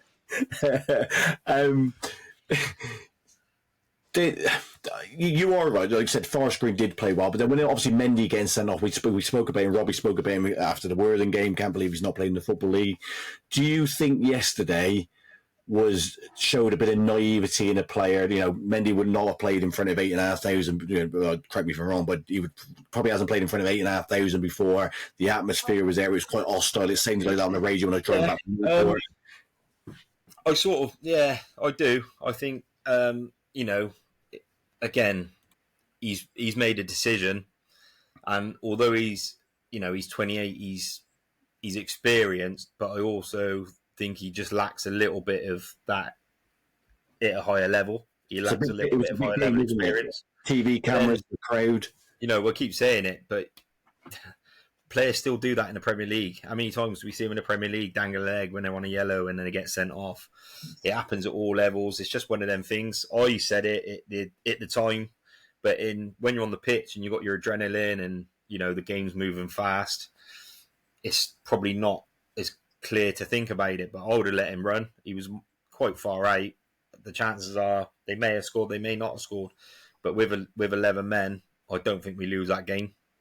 But that's just how it goes. But yeah, I think there was a lack of, I think, sort of higher up football there in him. But he's been great, so I ain't going to get on his back about it. It's his first mistake in the season. It'd be a learning point, wouldn't it?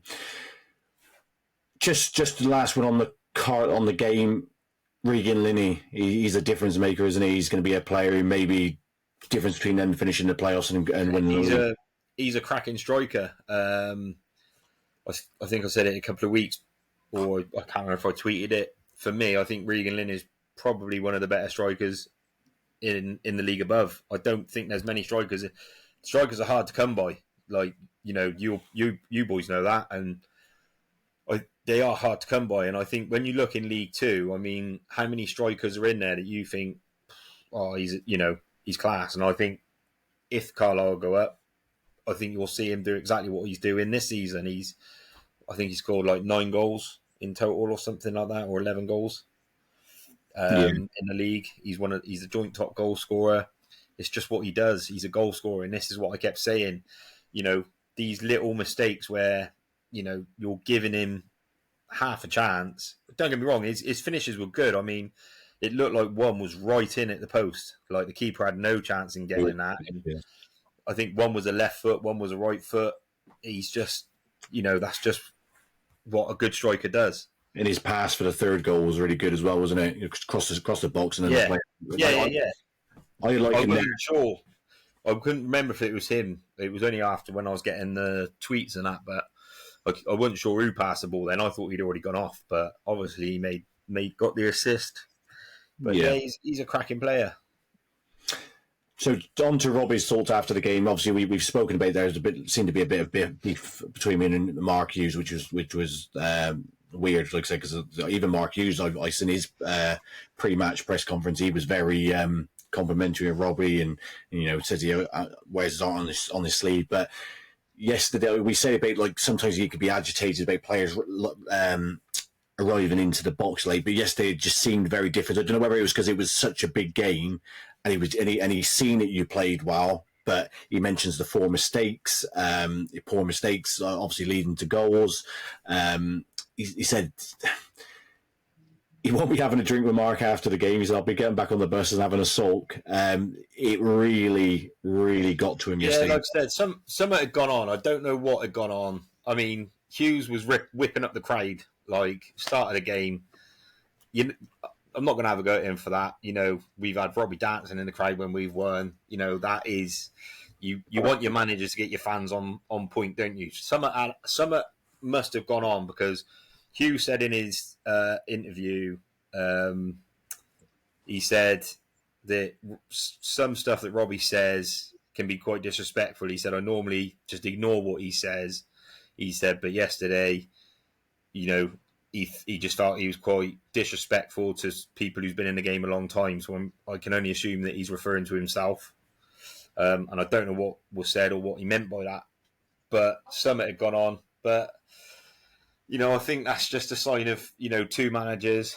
They're both, I think they're both, in a way, in their own way, quite hot-headed. I think Hughes got a yellow card, didn't he, during the game. But it's a bit of a shame that if you can't have a drink with them. Well, yeah, no, it was. I'm not saying that's Robbie's fault. Obviously, he said something that's obviously upset him. I know Robbie was upset with obviously the crowd chanting some songs at him again. He did mention that. He said he goes. I always take time out for fans. I was having photos before the game. He said, but there was blokes. He said, but he didn't say blokes. He said there was people. He said when you're looking behind you, you look like they could be in like high positions in their industry. Yeah. He said hurling abuse, which is over the top. To be fair, I mean, yeah, he does. I've seen quite a few people tweet him from away fans, like thanking him for having a picture with their kids and things like that. And Robbie seems to, he gets a lot of abuse and whatever and stick. And, I mean, part and parcel of football, but I think he's right. I think there is also a line that you've got to try and not cross, which I think a lot of people seem to be pushing that at the moment, pushing the boundaries. Yeah, but again, it's part and parcel of football, and it doesn't make it right. And I think they said this on DAZN. They said on there after, they said this doesn't make it right, but it is kind of what comes with it, and you will get those moronic people who think abusing people, and I'm pretty sure Robbie Savage stood there hearing fans going, "Robbie Savage, what a yeah." Yeah, take that all day long, because that's what. But I get the feeling it's things were being shouted at him that were a bit over the top, and you do feel for especially somebody who puts a lot into interacting with fans. We seen it with I think it was when you played York. I think he was always Rochdale. He was there doing that paper scissors rock with the fans. He just took the time out, and that was somebody who asked him before the game on X. So he's obviously found that version. And it's a shame when you get people who actually like to interact with people, doesn't think they're above everybody else, because he is like a an A-lister in football. You know, everybody knows the name Robbie Savage. He's still all over your TV. He's still on Talk Sport, not Talk Sports, 606. That's it. Sorry, Robbie. He does put a lot of time into people. So to get that abuse, I can kind of get it from him. You know, he's kind of got that right to go, look, I'm giving a lot back to the fans. Yeah, no, to be fair, like, you know, we know him a bit more personally, I think, now. And I think he's a cracking guy. You know, yeah, he'll say things to get into people a little bit, I think, but he won't say anything out of, you know, I don't think he'd cross boundaries. I think he'd just have a bit of a laugh and a bit of banter. Like our screener bigger at the club in Cheltenham. He'd just say whatever, you know what I mean? He'd say whatever he wants, but I think, yeah, I mean, it's a shame, but, you know, I just think, like, I don't know, Hughes seemed a bit more rattled with Robbie, and, you know, I did speak with Robbie, and he was, I think he's really mirrored probably what I've said. He's quite gutted with the result. He thought we'd done really well, pretty much the same. Considering the players we're missing, you think we're missing Maka, who's probably one of our best players, if not our best player. Cairo Mitchell, who's been our starting striker. Carnu. We lack a little bit of pace at the back. He's quite a pacey centre-back. And what I found quite interesting was he alluded on that Sean Etaluku from Macclesfield, saying that, you know, he's going to be coming in and more than likely going to be a starter, which I find quite interesting, because I did wonder how he was going to be looked at coming into the team. So, yeah, I mean, and I know the tough thing is we're going to be missing them for Bournemouth, but they should be back for Luton, so that should make Luton a bit more interesting. Yeah. You could tell he was hurting. It was, and that's nice to see it from a manager. We all know Robbie wears his heart on his sleeve. Some might say that his comments yesterday were bitter, but it's just because he cares, isn't it? Yeah, I don't. Thing is, I was getting called bitter just for saying we played better for 65 minutes, and everyone was going, "Oh, you play a game for 90 minutes," and I think they all misunderstood, or maybe I was half asleep and my tweet didn't make a lot of sense. I don't know, but my point was, we played well for 65 minutes. That's when we got the sending off. And then after that, I still think we matched them up. We weren't quite as strong as we were for the first 65. Obviously, we were a player down. Did we deserve to lose? I'm not sure. I don't think, yes, we probably did, on the basis you can't make them sort of mistakes that cost you goals and expect to get anything out of the game. I said that in my head. I'm thinking we made five pretty big mistakes, and 4 of them led to goals. You can't do that and expect to get anything out of a game. So yeah, on that respect, yeah, we probably didn't deserve much from it. Yeah. So on to next week. You've got Bournemouth next. You know, we talked about a few weeks ago, you had this run of games, 6 or 7 games, and, you know, we said we're nowhere Forest Green are, but you've got to add Bournemouth into that game now, because they seem to be going away, do they? Doing well. I think next week's a massive game. We can't afford to lose that one. Obviously, I don't want to be like, I said it on the pod, and I do want to make it clear, I never once said we were going to run away with it or we were going to be champions. No, I just said it'd be if we're still within touching distance, you know, we got half a chance. It's going to be tough because Rochdale looks so strong. I don't think we can afford to lose next week, because then, you know, you can forget even that. But at the moment, we've still got to play everyone again. Carlisle's got to come to us. Hopefully, you know, then we won't be missing, you know, a lot of us. We won't have so many injuries. Rochdale have still got to play each other. Carlisle, York and Rochdale. So I think there's still a long way to go yet. You know, 31 games. Yeah. We just got to try and just now concentrate on ourselves. I mean, get Bournemouth out of the way, and we've got a bit of a favourable run then. Yeah. And finally, we, you know, obviously we all know Robbie's personality. You know, we've seen it when you've been winning. but was excluding the cup. It's 4 without a win. Is it now a time to test the character to see, will the players be looking at Robbie going, right, we've seen what you could be like and lift the place when we're winning. Kind of just need to see what you can give us now. We have, you haven't been losing every game, but just 4 without a win, and it can go on, can it, if you can't nip it in the bed straight away? Yeah, I mean, I don't think he's changed too much with the players, considering the run of results that we've had. I mean, yesterday he literally pulled them all over to the fans yesterday, and he was getting all the fans. He was telling everyone to give him a clap because they all deserved it. He was still quite upbeat, with the players and the fans at the end of the game. But yeah, I mean, this is really this is the testers now, isn't it? It's, you get a few bad results, and then you got to see what you can do now, and how you get them back up and what they were doing before. Yeah. And this is where he'll learn. He said it himself. He is still learning. He's not got the experience that some managers have got, and this is all part of your learning. So it will be good. Brilliant. But thanks, Sean. On to the Cheltenham one. There's only one game to cover for Cheltenham, so this shouldn't take as long. Dave needs to go for his pampering. I know. Chris, another day. Sean's gone for a lie down. 3 games unbeaten. 2-0 winner yesterday. What was your thoughts on the game? A thoroughly professional away performance was my overriding thoughts on the game.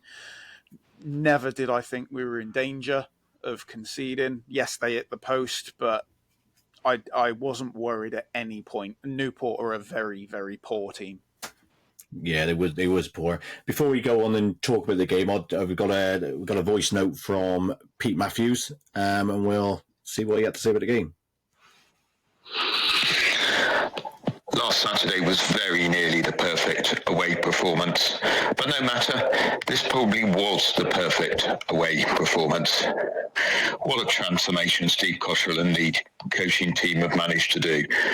Cheltenham were excellent. Yes, Newport were poor, but part of the reason why they were poor was because Cheltenham made them poor. There's a cohesion and a pattern of play within this Cheltenham team that is really pleasing to see. The midfield of Stevenson, Hutchinson and Young dovetail together really well. And at the back, Jude Boyd, Shering, Wilson and the very impressive Tomkinson also looked very good. 2 terrific goals from Luke Young, both technically very, very good. Cheltenham could and probably should have had more. They looked a long way better than Newport. There's a long way to go, but the Steve Cotterill revolution is gathering pace. Thanks, Pete. Brilliant as ever. Do you agree with that, Chris? 100%. 100%.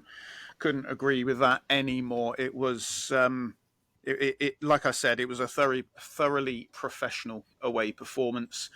And Pete is absolutely right. There is a clear pattern of play. There's a clear cohesion within all of the departments of the pitch. And Stevenson links the defence and the midfield excellently. And yeah, we are, and this has been said on social media quite a lot, we are a striker away from being a good team in this league. Yeah, no, I agree. I think I even tweeted that. But what a difference, what we're looking at 3 weeks has made. You go back to the Grimsby game when we lost 7-1, albeit it was 2-1 when we went down to 9 men. But you can go with the Oldham game before that, where we had 11 men and we was absolutely diabolical. The difference, the performance against Fleetwood, we was 15 seconds away from winning 1-0 and keeping a clean sheet at Gillingham. And yesterday's results, there's 5 goals, 1 conceded, 7 points picked up. He's lifted the place, hasn't he? Yeah, look, that's the key difference is goals conceded. We're solid. We are a solid defence now. We're not giving teams, the opportunity to score 4 goals. Yesterday Newport didn't have a clear chance at scoring. yes, they hit the post, but that still wasn't a clear chance at scoring. It was a half chance at best.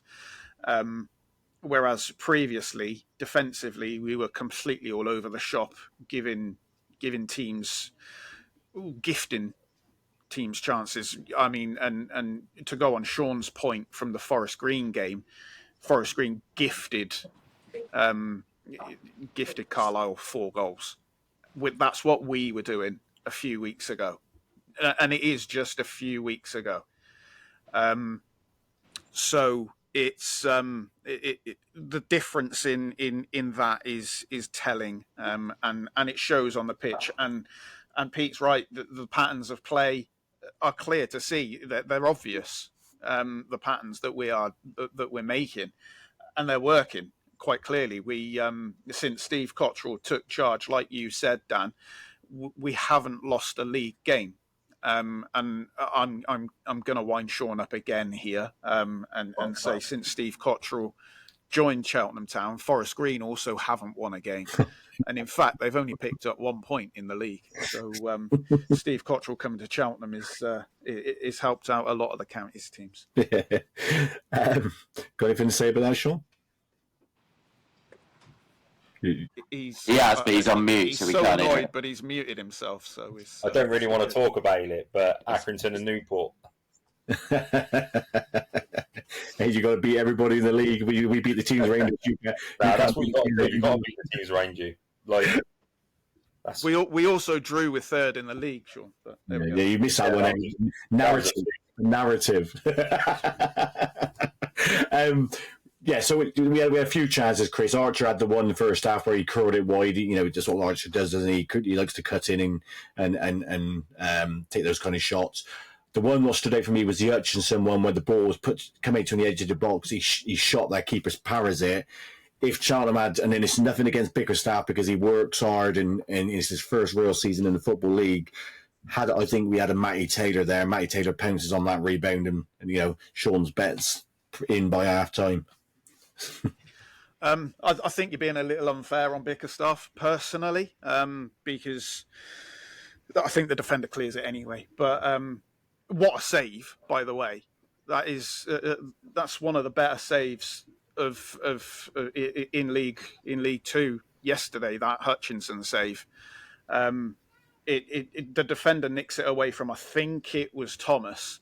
It comes to him on the edge of the box, and what a strike, by the way. He's hit it really powerfully with his side foot, and the keeper's pulled off a really, really good save. Could Bickerstaff could Bickerstaff read it better? Possibly, yes. But I think the defender probably clears it anyway, regardless of anything. But yeah, that's just my opinion. Yeah, that's fair enough. I just think that sometimes you want your strikers to be on his toes rather than his heels, Yeah, that's what I mean. And he didn't react as quickly as he could have done, but I don't think it would have made any difference, to be honest. I think one thing what kind of annoyed me a little bit during the first half was I watched the game against Bristol Rovers, and Newport liked to play out from the back, and they was going back to their goalkeeper a lot. And two of Bristol Rovers' goals the other week came against Newport was for them pressing the goalkeeper, and ironically, we take the lead by the ball going back to their goalkeeper. Archer pressed, closed the goalkeeper down, gets a deflection on his half attempted clearance, drops to Luke Young, and what a volley! What a volley! I know it's an empty net, Chris, but what a volley! I was going to mention Archer because I've been very vocal in my criticism of Archer over prior to Steve Cottrell coming to the club.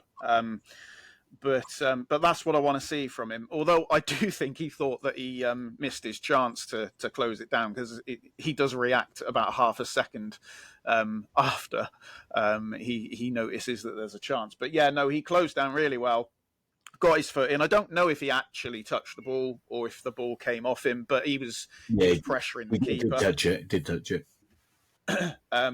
But yeah, it drops to Young, and it's great technique. I actually thought it was going wide, but it just clipped the inside of the post nicely and went in. But yeah, no, it's great technique. Look, he didn't hit it with much power, but he didn't need to. It was great technique, but his second was better, much better. Yeah, no, I was the same. I was on the goal line, literally where my seat was. I was literally on the goal line. So when he hit it, the fans behind the goal were starting to cheer before us on the side did, because obviously we had to wait for it to hit the net. But the technique was brilliant. That takes us in 1-0 at half time.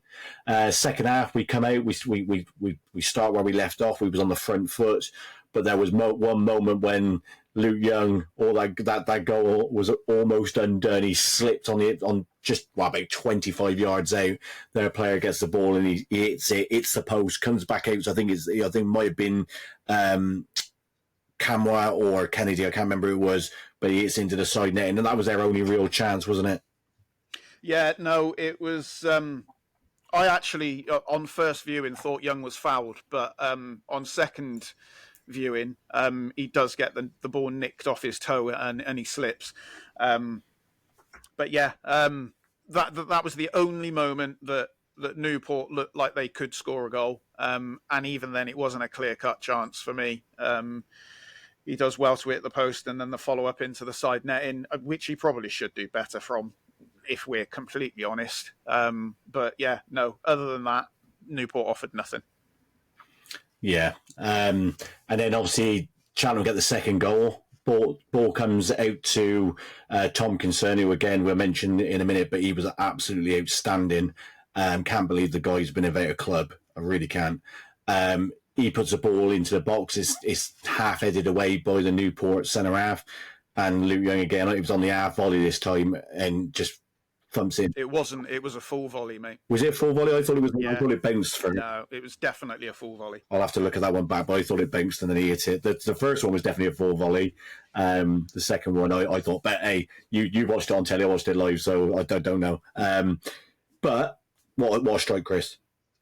Oh, mate, incredible. What I'll say about Tompkinson's cross was it wasn't actually a great cross. It was very looping and quite a slow cross. The defender probably should have done better. But yeah, you got to be in that position as well to make that. And Luke Young of 4 weeks ago, I don't think is in that position because he's playing a different role. Cottrell's got him in like the 8 now. And he's got license to get forward, and he's there, Johnny on the spot, edge of the box, and it falls beautifully, and the connection is so sweet. It's just another great technical finish again. Yeah, it was. And I think you're right with Luke Young. He seems to have his new lease of life. And I don't think Luke Young's one who downed his toes, because obviously he was one of the players that Michael Flynn really liked, and Net was never at the side. But he just seems to have his real lease of life. He just seems to be like a yard quicker, and he's nipping. Just, I think he's got the license to move around a bit more. Previously, he was definitely told, you stay a bit deeper. I don't want you getting too far forward and leaving us exposed in the midfield. But under Cots and particularly with Stevenson in the team, that releases Young a little bit more to get around the pitch a bit more, and certainly to get forward a bit more. And yeah, and we're reaping the benefits. Certainly today, that's his first ever EFL brace. And his first goal, I think, since I don't think he scored a league goal this year. No, that's it. Yeah, it's his first 2 of the season, and I will apologise, Chris. You were right. It was a volley. They were both volleys, but none of them hit the grade. For some reason, I thought when the defender headed it, it come down and bounced and he hit it. But you are right. It was on a volley. I normally am right, Dan. I don't mind it when I'm wrong. But yeah, two brilliant goals. And then, to be fair, that not a lot really happened for the rest of the game. I think Cheltenham just seen it out really well. We kind of dropped a little bit. Cottrell mentioned that a couple of the players were really tired, and he said that he might be to blame for that. He said because he may have overworked him on the Thursday. Yeah, no, and that that's great management. Actually, is recognizing that and saying, look, I'm going to have a look at that because I think I might have done something wrong. Like, that is great management. Now, doing it in the first place isn't great management, but recognizing it and then looking to rectify it moving forward is fantastic management.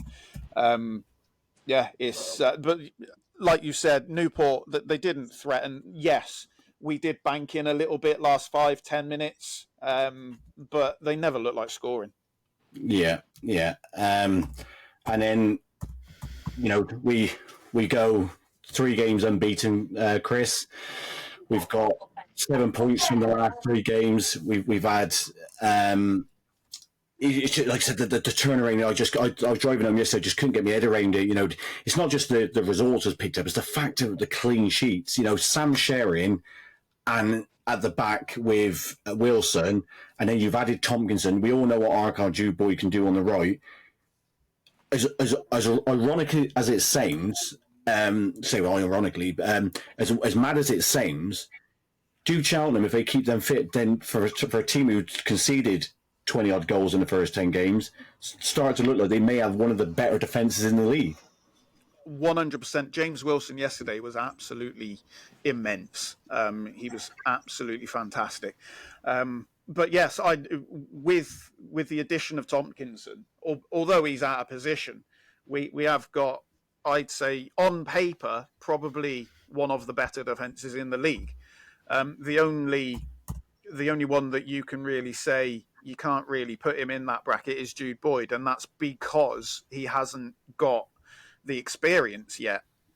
Sheringham, Wilson and Tompkinson are proven players in the EFL, whereas Jude Boyd's only had that one or 2 seasons.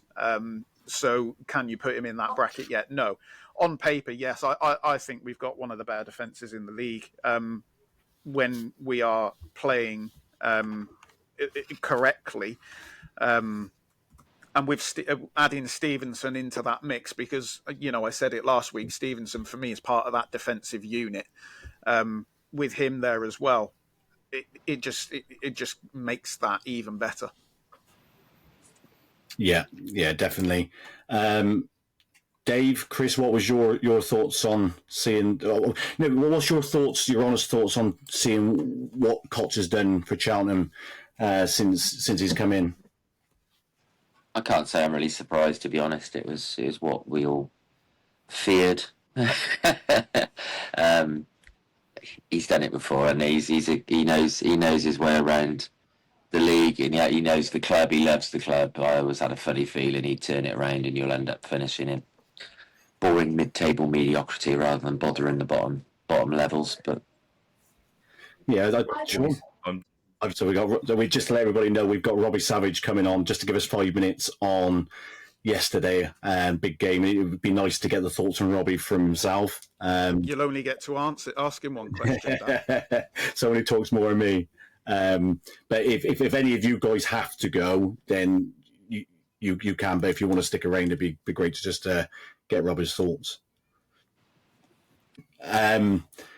So Chris, just ending on us. We've had a good turnaround, like I said, in these last 3 games. Now we've got a big couple of games coming up, which will tell you where we are or where we could potentially be. We're lacking a striker, aren't we? We need a striker. Yeah. As you mentioned at the beginning, we're a striker away from being a very good team.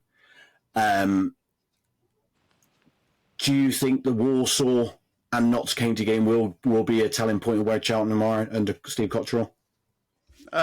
Hello. I think the we're winning the games that we need to win at the moment. I don't think it will tell us where we are, because I don't think, based on the last 3 games, I don't think that we'll be in any danger of going down. There are teams that are a lot worse than us, and Newport are one of them. Accrington, another one. Shrewsbury, another one. Crawley. I think we'll be fine. I think we'll finish mid-table. Yeah. Crawley, you're right there, Dave. Crawley surprised me a little bit, because when we went there, again, we're talking about which Cheltenham, we're in the poorest part, but we went to Crawley and they actually seem to have an identity. They seem to know how to play football. I know they had McCurby sent off yesterday, but to see they were 2 points above them and they're in the bottom two, I did predict them to struggle. But I think if anybody, I think it was a comment walking away from the game yesterday. I think, and it was said that if anybody finishes below Newport, they'll be in the National League next season. I think. Yeah. I put a tweet out, and what I said was, if anyone finishes lower than Newport, they don't deserve to be even in the National League. Then they won't even be good enough for National League South. Yeah, Newport seemed to. Newport fans appreciated that one. Yeah, they loved it, mate. But we seem to be lacking a striker, but the one thing that they lack is they were very poor at the back. Didn't really seem to have any. They've got Camera on the one side and they've got Kennedy on the other, who are a bit like an Ethan Archer kind of player. They likes to get forwards, quite direct, but they just really seem to be lacking anything where I thought, I could see them getting out of it. But they were just really poor, mate. Just really, really poor. I think we might see Michael Flynn there in a couple of weeks. Well, you mentioned that Williams. Well, yeah, wow, that's a good point, Dave. He was interim manager there before he came to us. So, yeah. Could you see them reapproaching? I don't know. I don't really know the ins and outs there, but I mean, they know him. I mean, they can see what he's doing with us. It's got to be a possibility, I suppose. Yeah. Well, we was talking about. I was talking to a Newport fan yesterday, and I said, "Oh, could you see Michael Flynn back?" And oddly, some of them said, "No, they don't want him back." He said he'd done brilliant first time, but they think that ship sailed. And they said Hugh Jenkins is going a different way. And I think with Hughes, who they've got at the moment, I think he was saying that is kind of that sort of like coach rather than manager kind of thing. So, what would you say? Daft's more of a manager or a first team coach? He's very much a coach, but also he manages. I think he's a perfect package. I think. He's very hands-on on the training pitch, coach, but he's very much the boss. Yeah. So, keep your eyes open on that one. While we wait for Robbie to come on, we'll quickly do. Sean, do you want to do scores on the doors? Oh, God. Actually, I think I did a bit better this week, didn't I? I know I got 1 3-pointer. Did you? I don't think I got any 3-pointers, but at least I didn't get every result wrong like I have been. I got two correct results, so I got 2 points. Dan got 2 correct results, so he got 2 points. Chris got a correct result and a correct score. 2 correct results and a correct score. And Dave, you got 2 correct results. So as it stands, I'm on 14 with Dan. Chris is on 13 and Dave is on 7. So Chris has gained a bit of ground on us this week. Brilliant. Wow. So, so that's obviously all the talk about the game. So let's quickly go on to next week's games. So Cheltenham are at home to Walsall, 12:30 on Sky Sports. Head to head, there's been 16 games. Cheltenham have won 7, Walsall have won 4, and there's been 5 draws. Last season, it was a 2-1 loss for Cheltenham at Walsall. This season, at Wadden Road, it was 2-2, and that was that famous game where we was 2-0 down in the 90th minute, Chris, and we got back to 2-2, which pretty much derailed their season because they didn't win for like 12 games after that, after being 12 points clear. Your predictions, Chris? Walsall don't score bucket loads. They concede even less. We don't look like conceding too many at the moment, but I do worry about us not having a striker that can score goals. I'm going to go with a 1-1 draw. Chris? Dave? That was me. That was you. That was Chris. Sorry, did you say Dave? Dave, yeah, you. I'm going to go 2-0 Walsall, I think. Sean? What game we doing? Sorry, I was just trying to sort something out. Cheltenham Walsall. That's going to be a tough one, isn't it? Because they're flying, aren't they? Yeah. I'm going to go 3-1 Walsall. I'm going to try and stay positive. I'm going to go for a 1-1. Just because our head-to-heads with them are actually quite good. And then Forest Green, you've got Bournemouth. Head-to-head, there's been 4 games. Forest Green, 3 wins. Bournemouth, 1. Last played in 2016-17 season. 1-0. It was a 1-0 at Bournemouth, and Forest Green win 2-0 at the New Lawn. What's your prediction, Sean? It's going to be another tough game. I'm going to say we're going to win 3-1. Chris? 2-1 defeat. Dave? Is it at the New Lawn? Yeah. I'll go 2-1 defeat as well. I don't think that Bournemouth will have enough to open Forest Green up consistently, but I can see them going there, and it wouldn't surprise me if I'm going to go for a 1-1. And then on to Gloucester. Gloucester City, we've got Berkhamsted. Obviously, there's no head-to-heads. Like I said, Dave No. never heard of them. Did you see that one going, Dave? I'm going to go 3-0 win. Sean? 2-0 Gloucester. Chris? Yeah, Berkhamsted don't score goals. They've only scored 12. So I'm going to go 2-0 Gloucester. I had 3-0 in my head, so I'm going to go 3-0 Gloucester. And then on the Saturday, Dave, you're in FA Trophy first ring action. Home to Cabinet and Waterlooville. Yeah. So your predictions?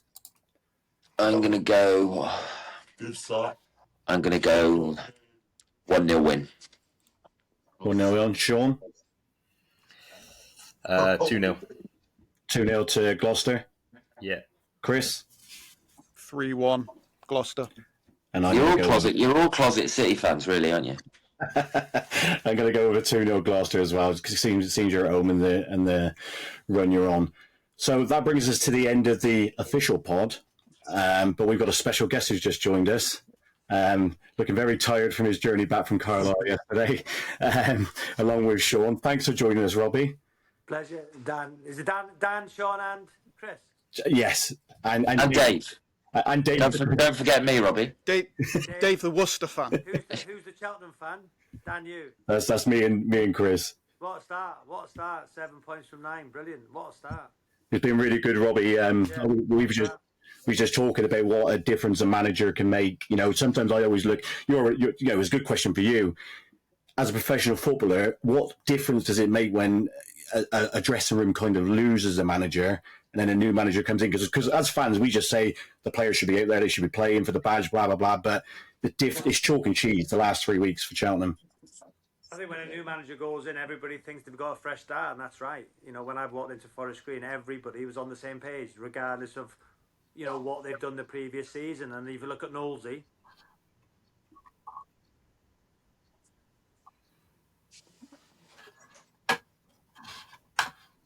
yesterday.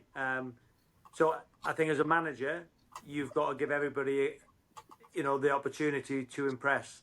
And obviously you'll look at the team, you look at the previous results, you look at the performances, you look who's played the most, you know, so you've got a base start. But in training, if they impress and do well, like Knowlesy's the prime example for any player. Of a manager, if he keeps cutting off, my phone's ringing with, you know, people wants to talk football. So it's just non-stop as a manager.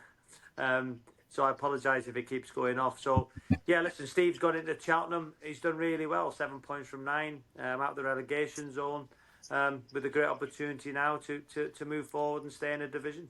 And that was probably the remit. And it looks like in the early stages that if this points per game continues, they'll stay up comfortably. Yeah, we were saying, Robbie, we're still a striker short. He's brought in ex-Forest Green Rovers player Ben Stevenson, who's been absolutely unreal. Just like literally knits the midfield together. But yeah, there's a long way to go, as you know, as there is in everybody's seasons. But it's nice that we're actually optimistic for a change, which Sean doesn't like. On to Carlisle yesterday, Robbie. I managed to catch the second half. Chris saw the old game. Sean, fair play to him, made the long journey out there. I was listening on the way back from Newport. It seemed like he was in control for large parts of that game. Yeah, so Chris, obviously, because I done my press and my TV interview after the game, and I've said when you're a manager and the emotion's so high, you might see a different game. I think Mark Hughes has watched a different one to me. You're a neutral in it. Honest thoughts of the whole 90 minutes, because the emotion after the game, you know, certain moments stick out, certain instances stick out. But as a neutral, and you know, honestly, what were your thoughts? Because I've got the stats here, and the only stat that counts right now is Carlisle 4, Forest Green Rovers 2. So relevant to how teams played. But when I hear staff and you know, people who have been at the game talking absolute nonsense in terms of what they've just witnessed to suit their own narrative, I can't get it. I'm always honest and transparent. I really am. And my initial thought after the game was that we dominated possession with 10, which will back up. We had 59% possession, they had 41, and we had 10 for half an hour. Shots, we had 17 to their 13.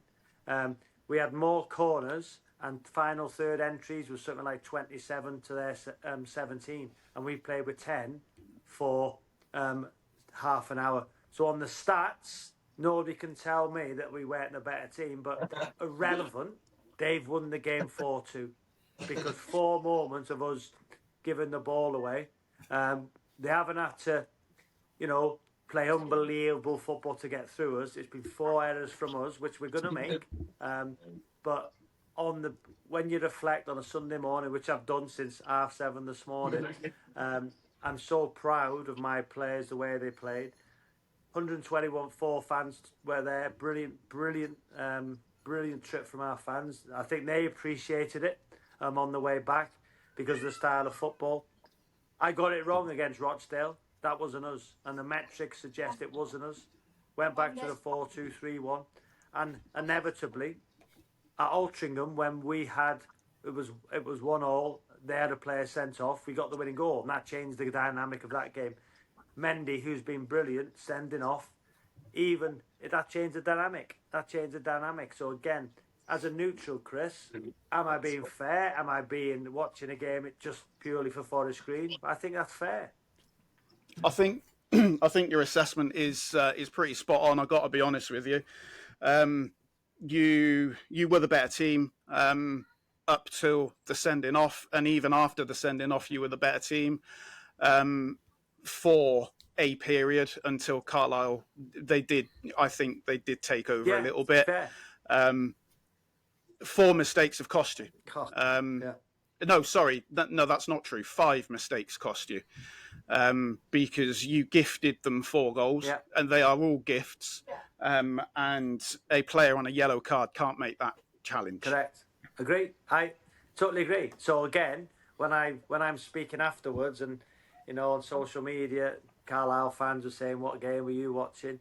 I think I'm right, but inevitably after the game, when you go into the manager's office and you chat, you know, and I'm trying to say, listen, you won't care what I'm saying right now, and other people watching this won't care if you're a Carlisle fan. They've won the game 4-2. The staff won't care. And next Saturday against Boreham Wood, if we win the game 1-0, we've had less possession, less shots, less final third entries. We win 1-0. I won't care because it's 3 points and you move up the table.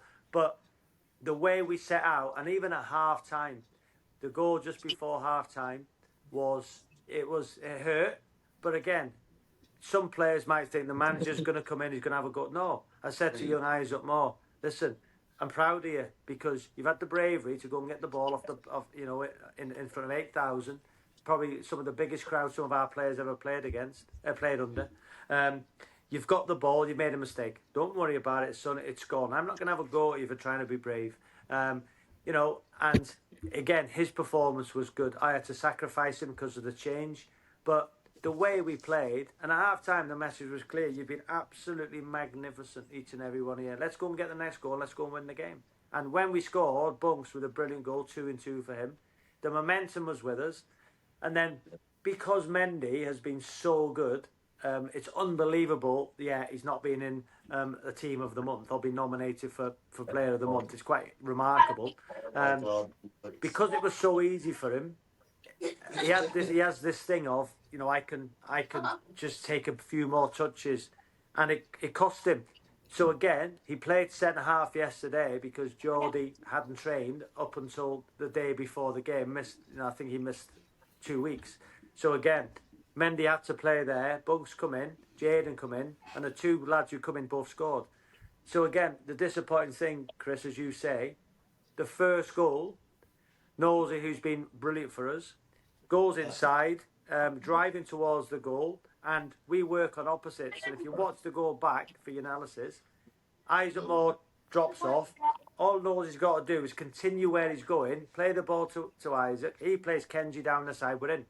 But Nosey decides to do a reverse pass, difficult one, to keep the ball the same side, which we never do, which was an individual decision, and this cost us. So you're right. We're in full control of that moment. And listen, Nosey's been brilliant, but it was an individual error. The second goal, Isaac, he's obviously thinking, what's the next pass? The ball goes to him. He's took his eye off the ball, looking for the next one. It's gone under his foot. They've scored. So 2 errors have led to 2 goals. The third one, ball goes up to Doidge. Instead of just retaining and drawing a foul, try to knock it off first time, go straight to the guy. Then the problem is, Nosey is with the guy who scored near the halfway line. All Nosey's got to do is sprint for the second to get goal side. That's all you got to do. You know, we're down to 10. Yaya's got to work hard to get back. But Doidge gives the ball away. Doesn't mean to give the ball away, but I think he's got to use the experience, gather the ball in, get a foul, or just retain the ball. That's all you got to do. If the ball's retained, there's no goal. Nosey switches off, the guy scores. And then the fourth one, it's a penalty. Geordie drags him to the floor. And the fifth one was Mendy's second yellow. So again, you're right, Chris, 5 moments which are avoidable from our point of view. And I think what we're thinking at the minute, we've got to play such great football to get through teams. At the minute, we're giving goals away.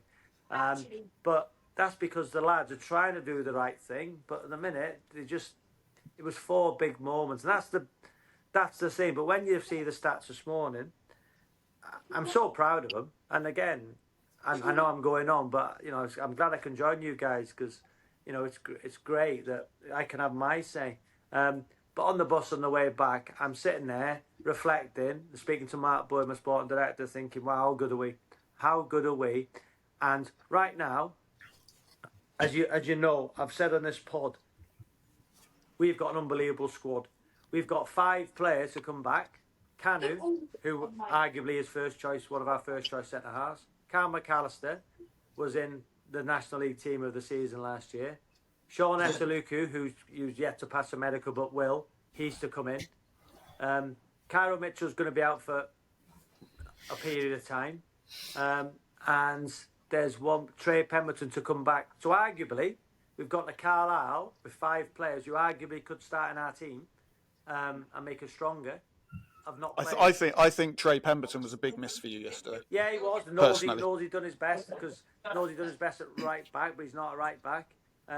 So the team selection was right. The substitutes were right. But again, it was 4 moments, 5 moments, and they've not played through us, and the stats suggest that. So when I hear people saying, well, they were the better team, no, the stats prove that.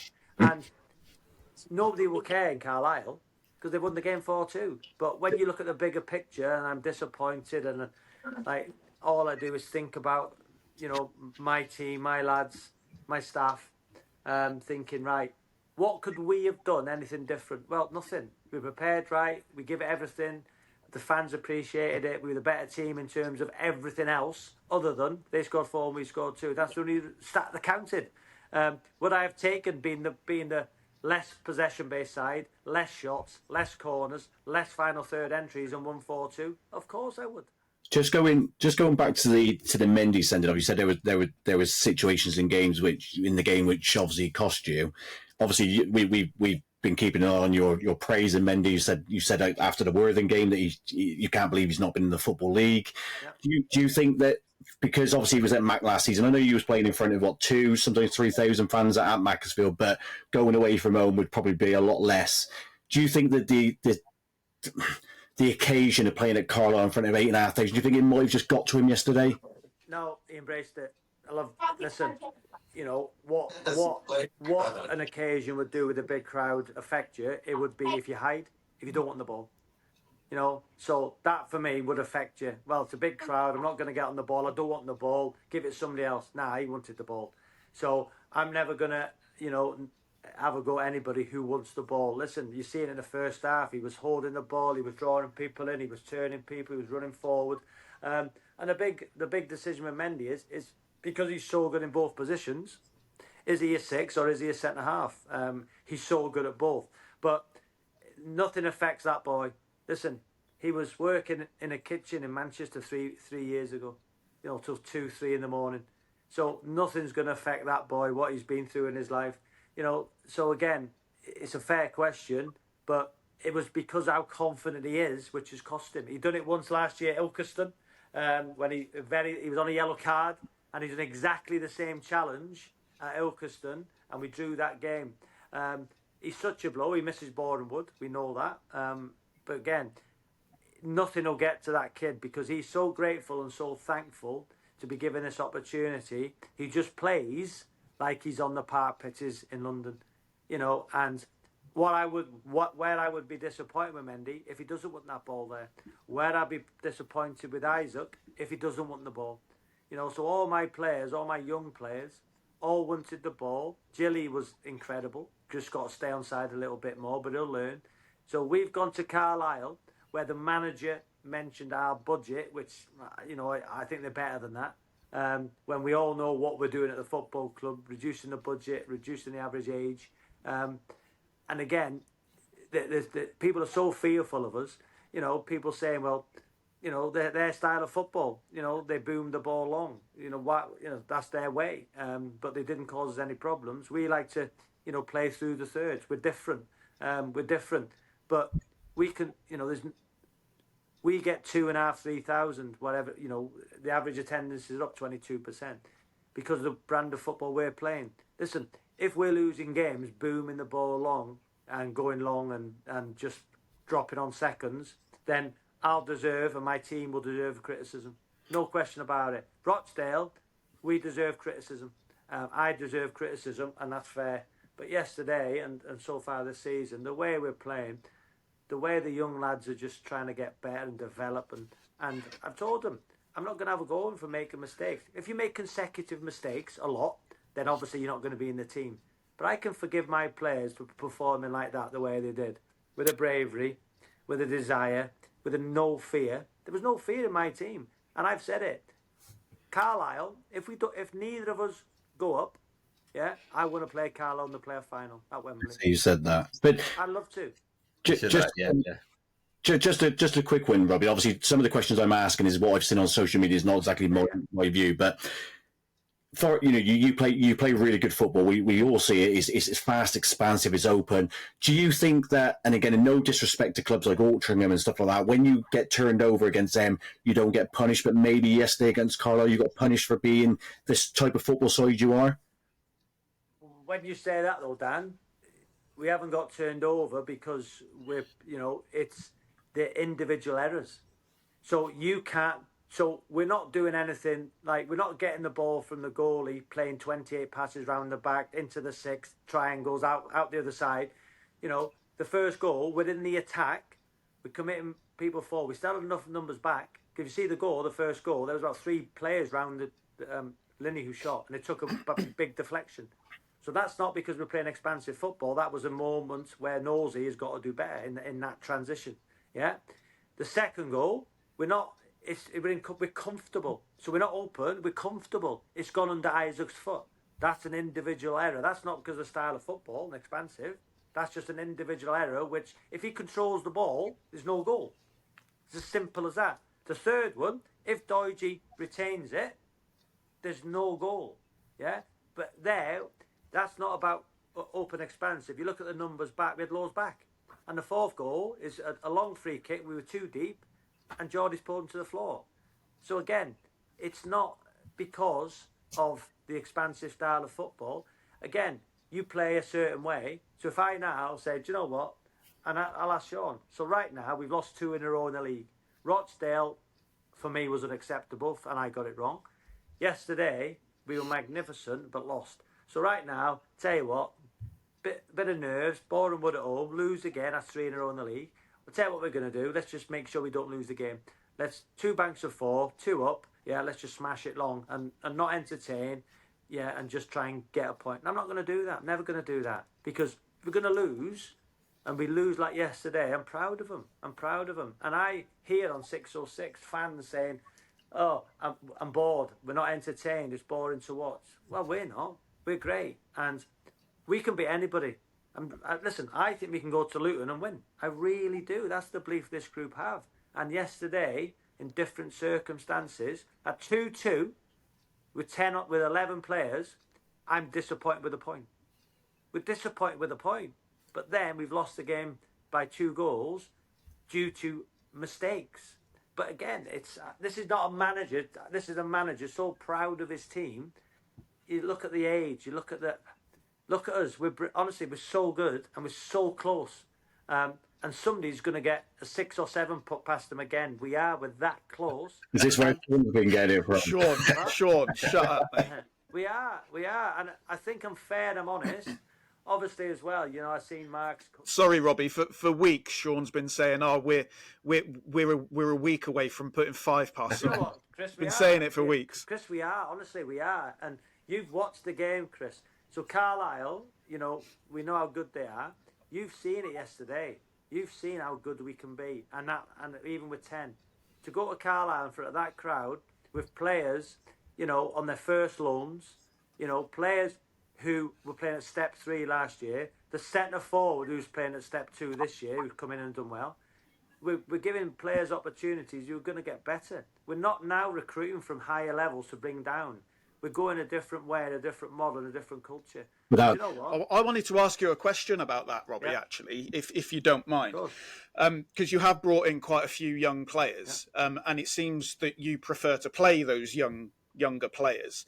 What's going to happen with the people that are more experienced, that are now on the fringes of your squad, that are going to be knocking on your door saying, look, I've got this experience, why aren't you playing me? Again, somebody's trying to ring me.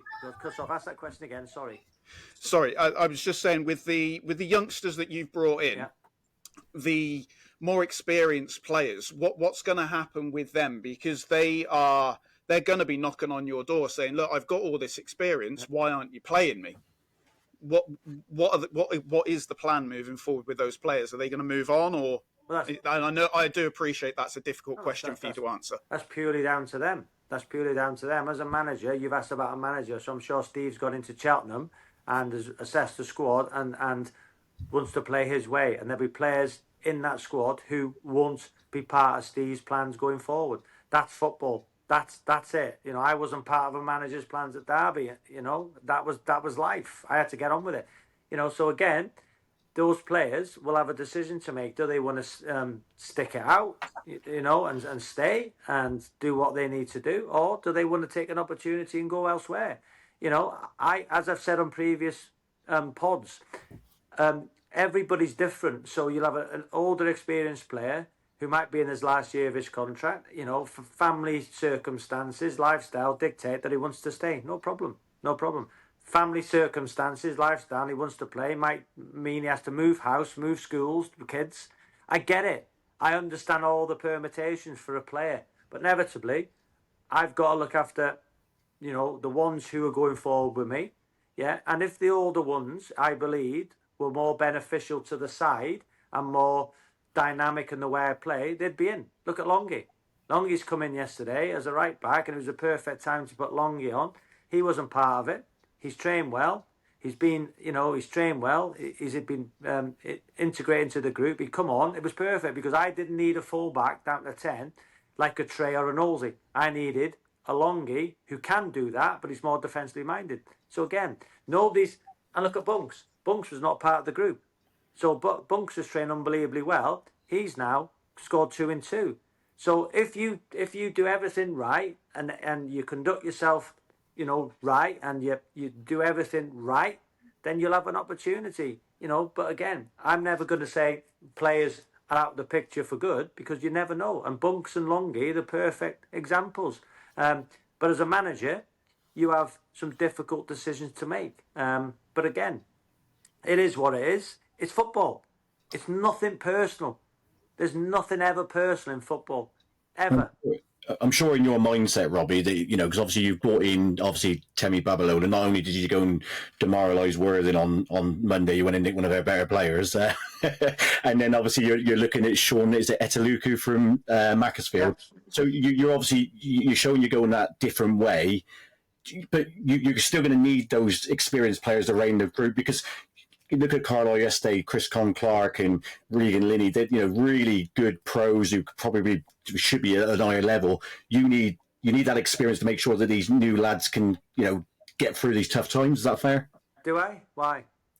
More experience-wise, knowing when you go to York and you go to Rochdale, knowing how to get. Let me ask you. So again, as a manager, I'm looking at that. Yesterday, I brought the experienced players on. Doidge didn't retain the ball, and Geordie pulled him down for the penalty.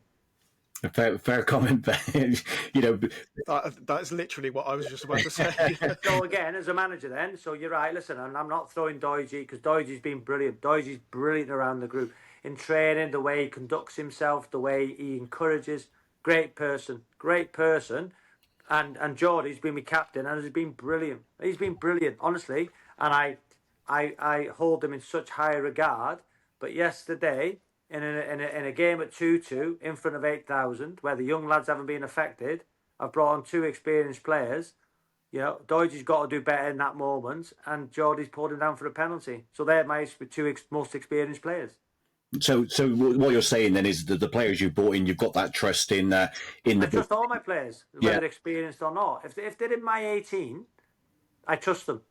Them, and so again, this won't go against my experienced players because inevitably Knowlesy could have affected 2 of the goals better as well, and he's been magnificent. And they don't mean to do it. And listen, nobody would be more disappointed yesterday than Doidge, Geordie, and Knowlesy being the experienced ones. But they've not let anybody down. They've just made errors. But again, do I need players who are with me, with the group, wanting to go forward with my football club, giving me everything every single time they train, and they're doing that. They're all doing it. So again, we'll go again. We're looking forward to Tuesday, where we'll be a much changed team of the youngsters who progressed in the FA Youth Cup to the first round against Exeter. I was there watching them, and again on that, the manager was there. Young Steve, who played in the middle of the park, will get a game. He'll start the game on Tuesday because of his performance in the Youth Cup where I was watching, and he deserves a chance. So again, that's why a manager should be visible to watch youth team players. So go on then, son. Go and show me what you can do in a first team environment on Tuesday against Leicester. So again, I'm all in with this football club, and at times, people say about our fan base, but we're magnificent. There's a lot of, because of the high profile nature of the owner and myself, that people like to beat us. They like to beat us. They like to have a go at our fan base because we're small, and it's at times, so that adds fuel to my fire, and I can't wait to, come the end of the season. Even if we're not promoted, we'd have played an exciting brand of football with a young, dynamic squad. Next year will be even a bigger test because next year, we'll be even better, and the year after that even better. So again, it's just disappointing yesterday because when I see the stats back, because you always think as a manager, am I just watching my team and am I wrong? But when I've heard Chris there and when I've seen the stats and when I've watched the game back, if you've been on the moon and you've landed watching that game yesterday, you're thinking, wow, Forest Green are at a different level. to Carlisle yesterday. I thought, like I said, I only caught the second half because I was at Newport, but what I seen as far as I was putting the group to the guys, I said at Forest Green, even with 10 men, Carlisle didn't overpower you. Obviously, the penalty was given, and I did like their third goal. I thought Linney put the ball in nicely, and it reminded me like of Frank Lampard, how he arrived onto it late and scored. So I don't think you could blame your team for that one. But you can no, Dan. This is but you can. So if you look at the goal and just set the goal back, and believe me, I've done it 5 times this morning. So they get the ball, they're going down the left. We win the ball back. It goes to what I think it was Ryan. I'm not sure who had the ball. He plays a lovely cushion pass up to Doidge on the halfway line. Ball's coming into Doidge. He's come off his man and he's tried to hit it first time out wide. Yeah, it's come off his studs, gone straight to their player. Their player goes down the left. Yeah, Longy gets him in a good position. Yeah, and he pulls it back to the edge of the area, and the lad opens his body up and side foots it in. Loads of errors so Doidge's got to retain the ball. So if Doidge, with his experience, retains that ball, draws a foul, or even just controls the ball, it's not a goal. And Mark Hughes always said consecutive errors lead to goals. So the first error is that. Then the recovery run from Yaya, and then Knowlesy, picture it, there on the circle. Knowlesy and the player who scored are level. So they're both level. The ball's on the left. Knowlesy's on the right of him. He's ball side. So that moment there, without a 10, Knowlesy's been terrific. All Knowlesy's got to do in that split second is get goal side. That's all he's got to do. Because he's not going to outrun Knowlesy. He's not going to outsprint Knowlesy. So basically it's going to be a race to the edge of the box. So if Knowlesy, for a tenth of a second, just moves one stride, he's in front of him. Now, he's not going to beat Knowlesy for pace. Knowlesy's watching it. The lad then goes first, so he's 2 yards in front of Knowlesy. Knowlesy reacts too late.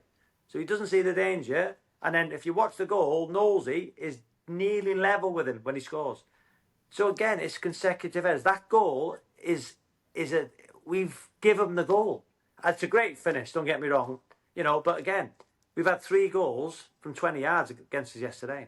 Yeah. 3 goals Do you from 20 think that? yards. Do you think that upset Hughes a little bit? Because I watched his interview, like I said, on the way back, and he was saying because of the way that we play, he knew that if they could pinch a ball up high, but I don't think they pinched it off us. We gave it to them. And he was like, they're not Premier League players, they're National League players. And I thought that was a little bit disrespectful. And do you know what? One thing, you've watched Cheltenham and the local teams. It usually, if in a game, if you make an error like we did, one time in 10, that'll end up at the back of the net. Yesterday, with those 4 errors, the ball ended up in a net 4 times. Yeah. So usually you're thinking, oh, they'll miss that. Oh, they scored. Yesterday, the 4 big errors we made, they scored 4 goals. So again, it's listen. You say does that come back to my question earlier, Robbie, that, again, no disrespect to your clubs like your Altrinchams, I'm just using them as an example, your Fylde, but against Carlisle, they're the ones you can't make those because they will punish you. Well, they did. So they did punish us. Regan Lenny punished us. But again, there's been games when we've made errors which haven't led to those goals. I'm trying to think who. York could have punished us a couple of times at home when they 1-1 first half. They didn't. Second half, we were the better side. So in every game this year, with the exception of Braintree first half, York first half, Rochdale, and probably Boston, yeah, we've been a better team in every other game. Yesterday included. So again, but in Everton, we were 5th in the table. We've got a great opportunity now against Boreham Wood, missing Mendy. But listen, my players have been so good, honestly. And there'll be a time when might be sitting here thinking we have to do much better. And if this pod would have been after the Rochdale game, you'd have been in every right to say, Robbie, you changed. It wasn't good enough. You didn't create chances. I'd have said, you're 100% right, guys. Yeah, and at the end, we were just smashing balls long. And I was bored. And I thought we're not going to score it, but we chucked everything at it. But we got it wrong. and it would have been fair criticism, and you'd have said to me, Rochdale were the better team. Yes, they were. Rochdale looked more dynamic. Yes, they did. Rochdale created more chances. Yes, they did. You didn't look like scoring. No, we didn't. It'd been fair. But that's yesterday. Robbie. Isn't that a good thing, though? The fact I know you're obviously hurting because obviously you lost yesterday, but isn't it a good thing you're coming away and going, "We played so well"? If you'd lost 4-2 but played really bad, then you got more questions, haven't you? Yeah, and because the stats don't lie, but the biggest stat of all, the only stat that counts, is 4-2 to them. So and again, if you reverse the stats and we'd have won 4-2, I'd be saying I don't care what the stats were. But when you lose, you're trying to think, right, did we play well? Did we create those chances? Did we do what we set out to do? Yes, we did. Everything we set out to do, we did it. The game plan was followed brilliantly. You look how strong and powerful we were, and the plan was, because we knew they like to leave Linney wide, and they go with 5. They play in transition. So we thought the strength of the core of the team, Innes and Mendy, 6'5", 6'3", the 3 midfielders, 6'2", 6'2", 6'3", and the centre forward, 6'5", but all athletic. So again, you look at that, and the game, and then with the pace in the wide areas, Jaden, who was brilliant, Nosey, who's been brilliant, Kenji was terrific yesterday, and Gilly. So you've got the strength and the power in the middle of the park and athleticism, but you've got the pace out wide. And the game plan was perfect, and it was done brilliantly well up until the sending off. But again, at Altrincham, it was 1-1. They had a player sent off. We capitalised. We had a player sent off at 2-2. They capitalised. No problem. That's the game. That's the way it is. Yeah. But I'm not going to sit here and ever... I'm always open and transparent. And if I feel... And people will be watching this thinking, oh, there he goes again. But listen, I'm just being honest. And when I hear, after the game, their staff talking, well, we were the better side, we did this. No, you weren't. Just be honest. You've won the game. And you can have the last laugh. But don't insult my intelligence with, we were the better team, we created more chances, we had more... No, the stats have just shown that. You watch the game. I couldn't understand. I had a lot of people tweeting me saying that Carlisle were like brilliant and all this, and I was like, I didn't see that. Well, I hope that's the case, John. I hope that's the case. I hope that's Carlisle's best, because if it is, because you'd argue that was their majority of their first 11 yesterday. But when we've got players back, but our squad, listen, yesterday we should have beaten them. We should have beaten them with the team we had out, because I've always said my squad players, the squad are good enough. So there's an argument. Were we weaker yesterday? Who knows? The 5 players coming in, people might say, well, that weakens us. You don't know, because they're all that good. So again, if Carlisle played well yesterday, we've got nothing to fear at all. And when we play them, I think it's February the 14th, at home, we've got nothing to fear at all. If you're the Carlisle from people tweeting you saying that, we've got nothing to fear. The football fans are fickle, though, aren't they? I got hammered the other week for saying on the pod that Cheltenham lost 7-1 to Grimsby, but I said the performance in the 3-0 defeat at home to Oldham was a lot worse, because people don't see the whole game. It was only 2-1 before Cheltenham went down to 9 men. So different things in different games. The fans go, 7-1. It was awful. But anyway, talking about fans, Robbie. You mentioned on the TV yesterday that you got a lot of stick, and we've just touched on it in the pod and said that you're a decent guy. You spend a lot of time with fans and photos and just coming on here. But you said some of the abuse you got yesterday was a bit over the top. Yeah, listen. Again, I've read stuff this morning. Well, Robbie's a pantomime villain. But again, when you stand there and you take that pressure on your shoulders for my staff, because one thing I've done, if you've noticed, and Sean will tell you, sits behind the dugout, my staff represent me. And my staff never interact with the opposition bench. They never interact with the 4th official. If they do, I tell them to sit down. Conduct yourself like we want to be conducted. Let me take everything on my shoulders, because, I've had 30 years of it. So yesterday, of course, when I was turning around to the fans who were abusing me, and at times it was in good spirits. Which I don't mind, which I can give back. I turned around at 2-2 when we went out to 10, and I said to him, listen, you're hanging on here. you haven't got an hour half. Yeah, and we've got 10, and they were laughing some. So it was in good jest, a lot of it. But when some of the songs are sang, which I just crossed the line, I think it was the other night. I think on TNT there was a few apologies, and some of the abuse you receive as a human being from people who go to football and their release is football, whatever job they do,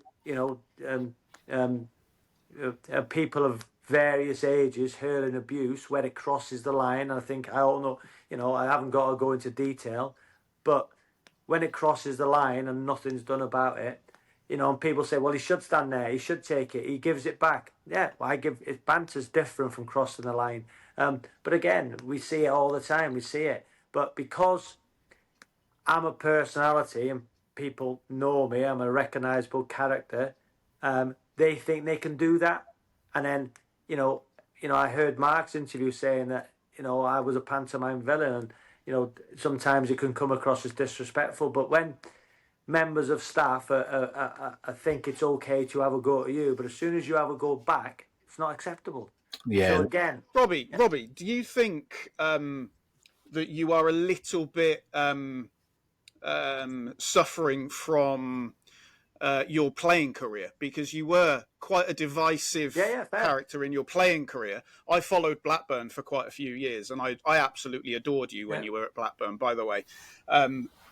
But you were one of those players that you're like, if we turn it to a Cheltenham viewpoint right now, you're like Harry Pell of Cheltenham currently. He'd wind the fans up, wind the opposition players up. He's not playing at the moment. Has he played 346 Premier League games? No, he hasn't. But I was going on character, mate. Oh, character. Right, just asking. So, do you think you're suffering from that a little bit as well? And of course, you are a media personality. You do 606, etc., etc. Do you think that adds to it? So Harry Pell, listen, obviously, what type of character is he then? So when you watch him play, you say he's like me. It was tongue in cheek about the thing. He winds the opposition fans up, and he winds the opposition players. Performances. He could. He probably couldn't now. Right. So again, if he can back it up with his performances, then good luck to him. But I think I could back it up. And I could affect the game. So you've asked a fair and honest question. Yeah, listen, of course, I wanted to win. I'm a winner. And I was an infectious character and personality in the dressing room on the pitch, because I felt every time I went onto the pitch, I'm going to affect a game of football. And there were times when it was 0-0. Remember a game against Middlesbrough? 0-0. Nothing was happening. The crowd were flat. I just thought, right, Danny Mills is getting the ball. When he gets the ball, I'm just going to steam into him. I did. I got a yellow card. Was that your only Premier League red card? No, it was a yellow. And I got, but again, it lifted the crowd. It lifted me. It lifted my team. We won the game 3-1. And I scored. So again, I could do that. I knew the tempo of a game and the dynamic of a game, and I knew when it needed something to happen to change it. And as a manager, I think I can do that as well. Am I correct in saying you only had one Premier League red card? That was against Middlesbrough. 2 yellows. It was 2 yellows. Handball for the second one. Chris Foy was mild. It wasn't either. So again, you've got to be able to know when is the right time to add that intensity and get that feeling of, I went to war yesterday with some of the Carlisle fans in terms of standing there, the abuse I was getting. My team followed me. And again, I'll always take it for my team, but it's there he goes again. He can't take it. Yeah, I can, no problem. When they scored the third goal, some of their staff come over to our dugout and we're giving it all that. No problem. Listen, I'd do the same. No problem with that. I'd feel exactly the same. Good luck to him. In fact, I loved that. Fair play to him. We were giving it each other. It's okay for them to give it me, but when I give it back, it's disrespectful. But yeah, again, because it's me. But I have to live with that, and I have to live with the profile Dale's given this football club. Me as a person. But it just galvanises us. But again, the abuse, which is hurled, some of it you've only got here. But again, I watch because at Macclesfield, I know how the regulations work. You have the safety officer, you have the volunteers, you have the stewarding, you have everything.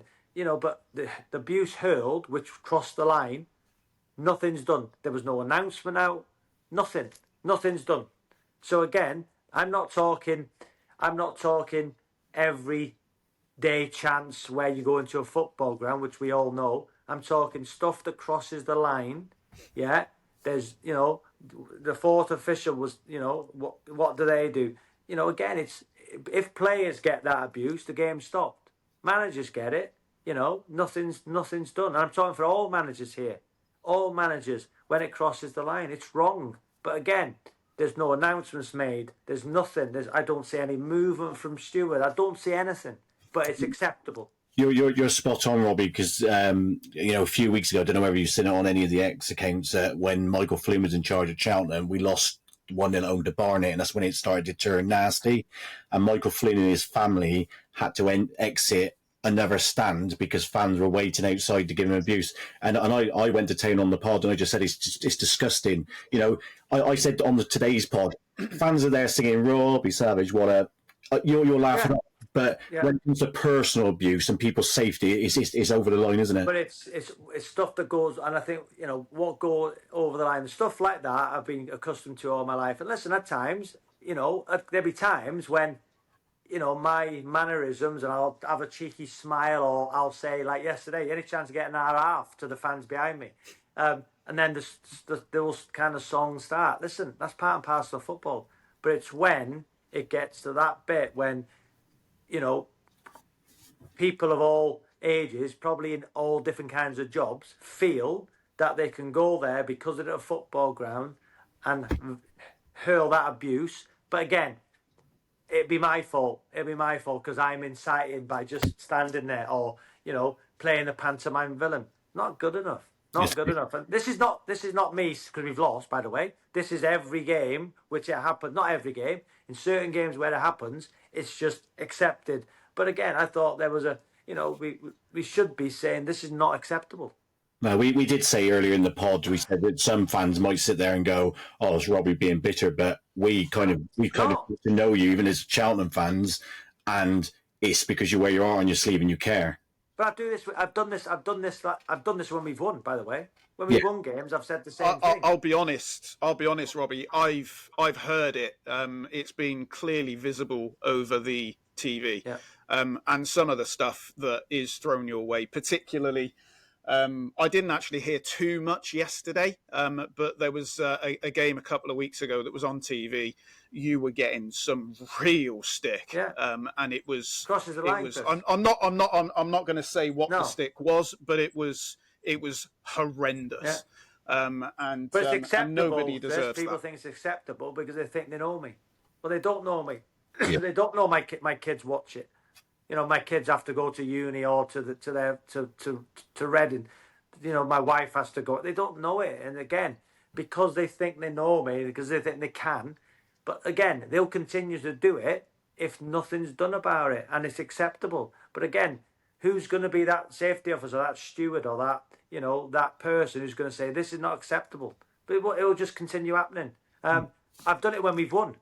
I've said these kind of things when we've won, when it crosses the line. But again, I suppose, it is what it is, and nothing's going to be done. Nothing will be done. So again, what's going to happen? So when, people inside that stadium yesterday heard chants. They heard the chants. But again, there's been no statement saying this is unacceptable. Nothing. Yeah, it's got to be stamped out, and I agree with it. I've got one more question. I don't know whether Sean or Chris has got one to come in. Obviously, after the game, we had you on the pod a few weeks ago, and you were saying about, obviously, you and Mark Hughes, he was your hero growing up. Is he still your hero? God, he will be. But listen, I watched his interview after the game. That's his opinion. But again, it's when you've won a game, it doesn't matter what the other manager says, really. It doesn't. I watch him, and I just think when you've watched the game back, which I'm sure Sparky will he have the same opinion? So on in his next press conference, if he's honest with himself and he watches the game back, if he still has that narrative of they were the better team, yeah, then I don't know what games he's watched. I don't. But inevitably, he hasn't got to care about that because they're sitting second in the table, they're a point off top, and they beat us 4-2. So he might not watch the game back, and he doesn't really care, and he moves on to the next one. That's fine, no problem. And would I be the same? But I always try and be honest and reflective in every interview, like at Rochdale when I said we weren't good enough. My fault, no problem. I have to listen to I listen to all your interviews because obviously for the pod, and I will say you are balanced and it's quite fair. Yeah, that's why I'm as a person. But again, it's football. Listen, I'll go and watch the football now. I'll go and do 6:06, drive back to Cheltenham, prepare for Tuesday. Wednesday I'm doing Chelsea Ajax. Thursday Nottingham Forest. Friday prepare for Boreham Wood. Boreham Wood's Saturday, and then Sunday I go to Newport for 2 days to do my A licence. So it's a busy week. When you do your European, just give the pod a shout out so we get some more listeners. That would be great. Yeah, I will. And I'll retweet guys again. Listen, and it's a Sunday with my family, but when Sean says, "Could you come?" Of course, and I've got no problem. Listen, and again, yesterday having photos with Carlisle fans, got no problem with it. And this vast majority of football fans are amazing. But when it crosses the line, but when you've won, if it's a team, they don't care. No, they don't care. But again, that's why I respect our fans. Listen, our fans are so good. I know that we have a bit of banter. Listen, I'm so pleased Cheltenham are doing well. I really am. I live in the area, and the fans walking around Cheltenham, they're such lovely people, respectful people, and they've been brilliant with me. And I was going to go and watch the other night in that in the EFL trophy, but I seen the team come. There's 11 changes. I wouldn't have bothered going to that, mate. Yeah, but there was 11 changes. But I love watching football. We got Tottenham next in a week Tuesday, I think. So, but listen, Steve's doing very, very well. But again, I was hoping that draw come out. We had Cheltenham. That would have been class. Would have been great. Yeah, but, Robbie, it'd be good to. We've not next Saturday, but I think the 10th of November, we're on live Sky on the Monday night at home to Notts County. That'd be a good one for you to come along and have a watch. Oh, when's that? 10th, is it 10th of November, the Monday? Oh, I'll come to that. Monday night, it's on live on Sky. But John, I'll come to that. Watch a game of football, But again, I just love watching football. I love my job. I love what I'm doing. I love the fact that I'm at a wonderful football club with great people, great fans. And listen, people will say he's only saying that. He said that at Macclesfield. Well, I did. I felt exactly the same at Macclesfield. Exactly the same. And now I've moved to Forest Green and I feel exactly the same. And if I move from Forest Green the way I am as a person, yeah, I'd love that football club because I'm all in. Yeah. I'm all in. And if I went to Cheltenham tomorrow, I'd love Cheltenham because I'm all in. So again, let's not forget Cheltenham are a smaller club.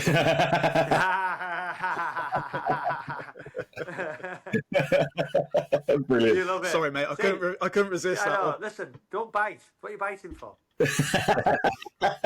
That's why I haven't bit on X, and I've just said to people, he's winding you up. It took him an hour to get that in. You're better than that, Chris. No, but it's brilliant. We'll leave it there. Again, I really appreciate you coming on, Robbie. Again, giving your time. And I've got to say this without getting shot in the back from Cheltenham fans, but generally wish you all the best. You are a top guy. If you get to the playoff final and lose, then that would make us happy. But listen, but again, management, and I think about everything. Look at the table and look how tight it is at the top. If you lose the next couple, you could be 8th. Well, you got Boreham Saturday, and I said to Sean, I was going to say Boreham Wood's quite a big game now. Every game's big. Listen, every game's big. When you're Forest Green with the profile of the club, with Dale's the owner, and with me as manager. Listen, because you know as well as I do, Cheltenham can go anywhere. Nobody really cares. 900 did yesterday in Newport. All right.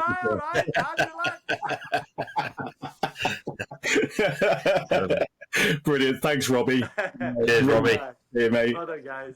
Cheers, Robbie. Take care. Sean, thanks for coming on again. And you, Chris. That's Talk of the County. Follow us on X, Instagram, YouTube, and Facebook. And we'll see you next time. Where fans come together, we are the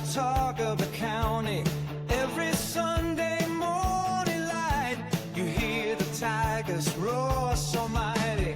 Robbers brave and rovers rise. On the hill they touch the skies. Cheltenham town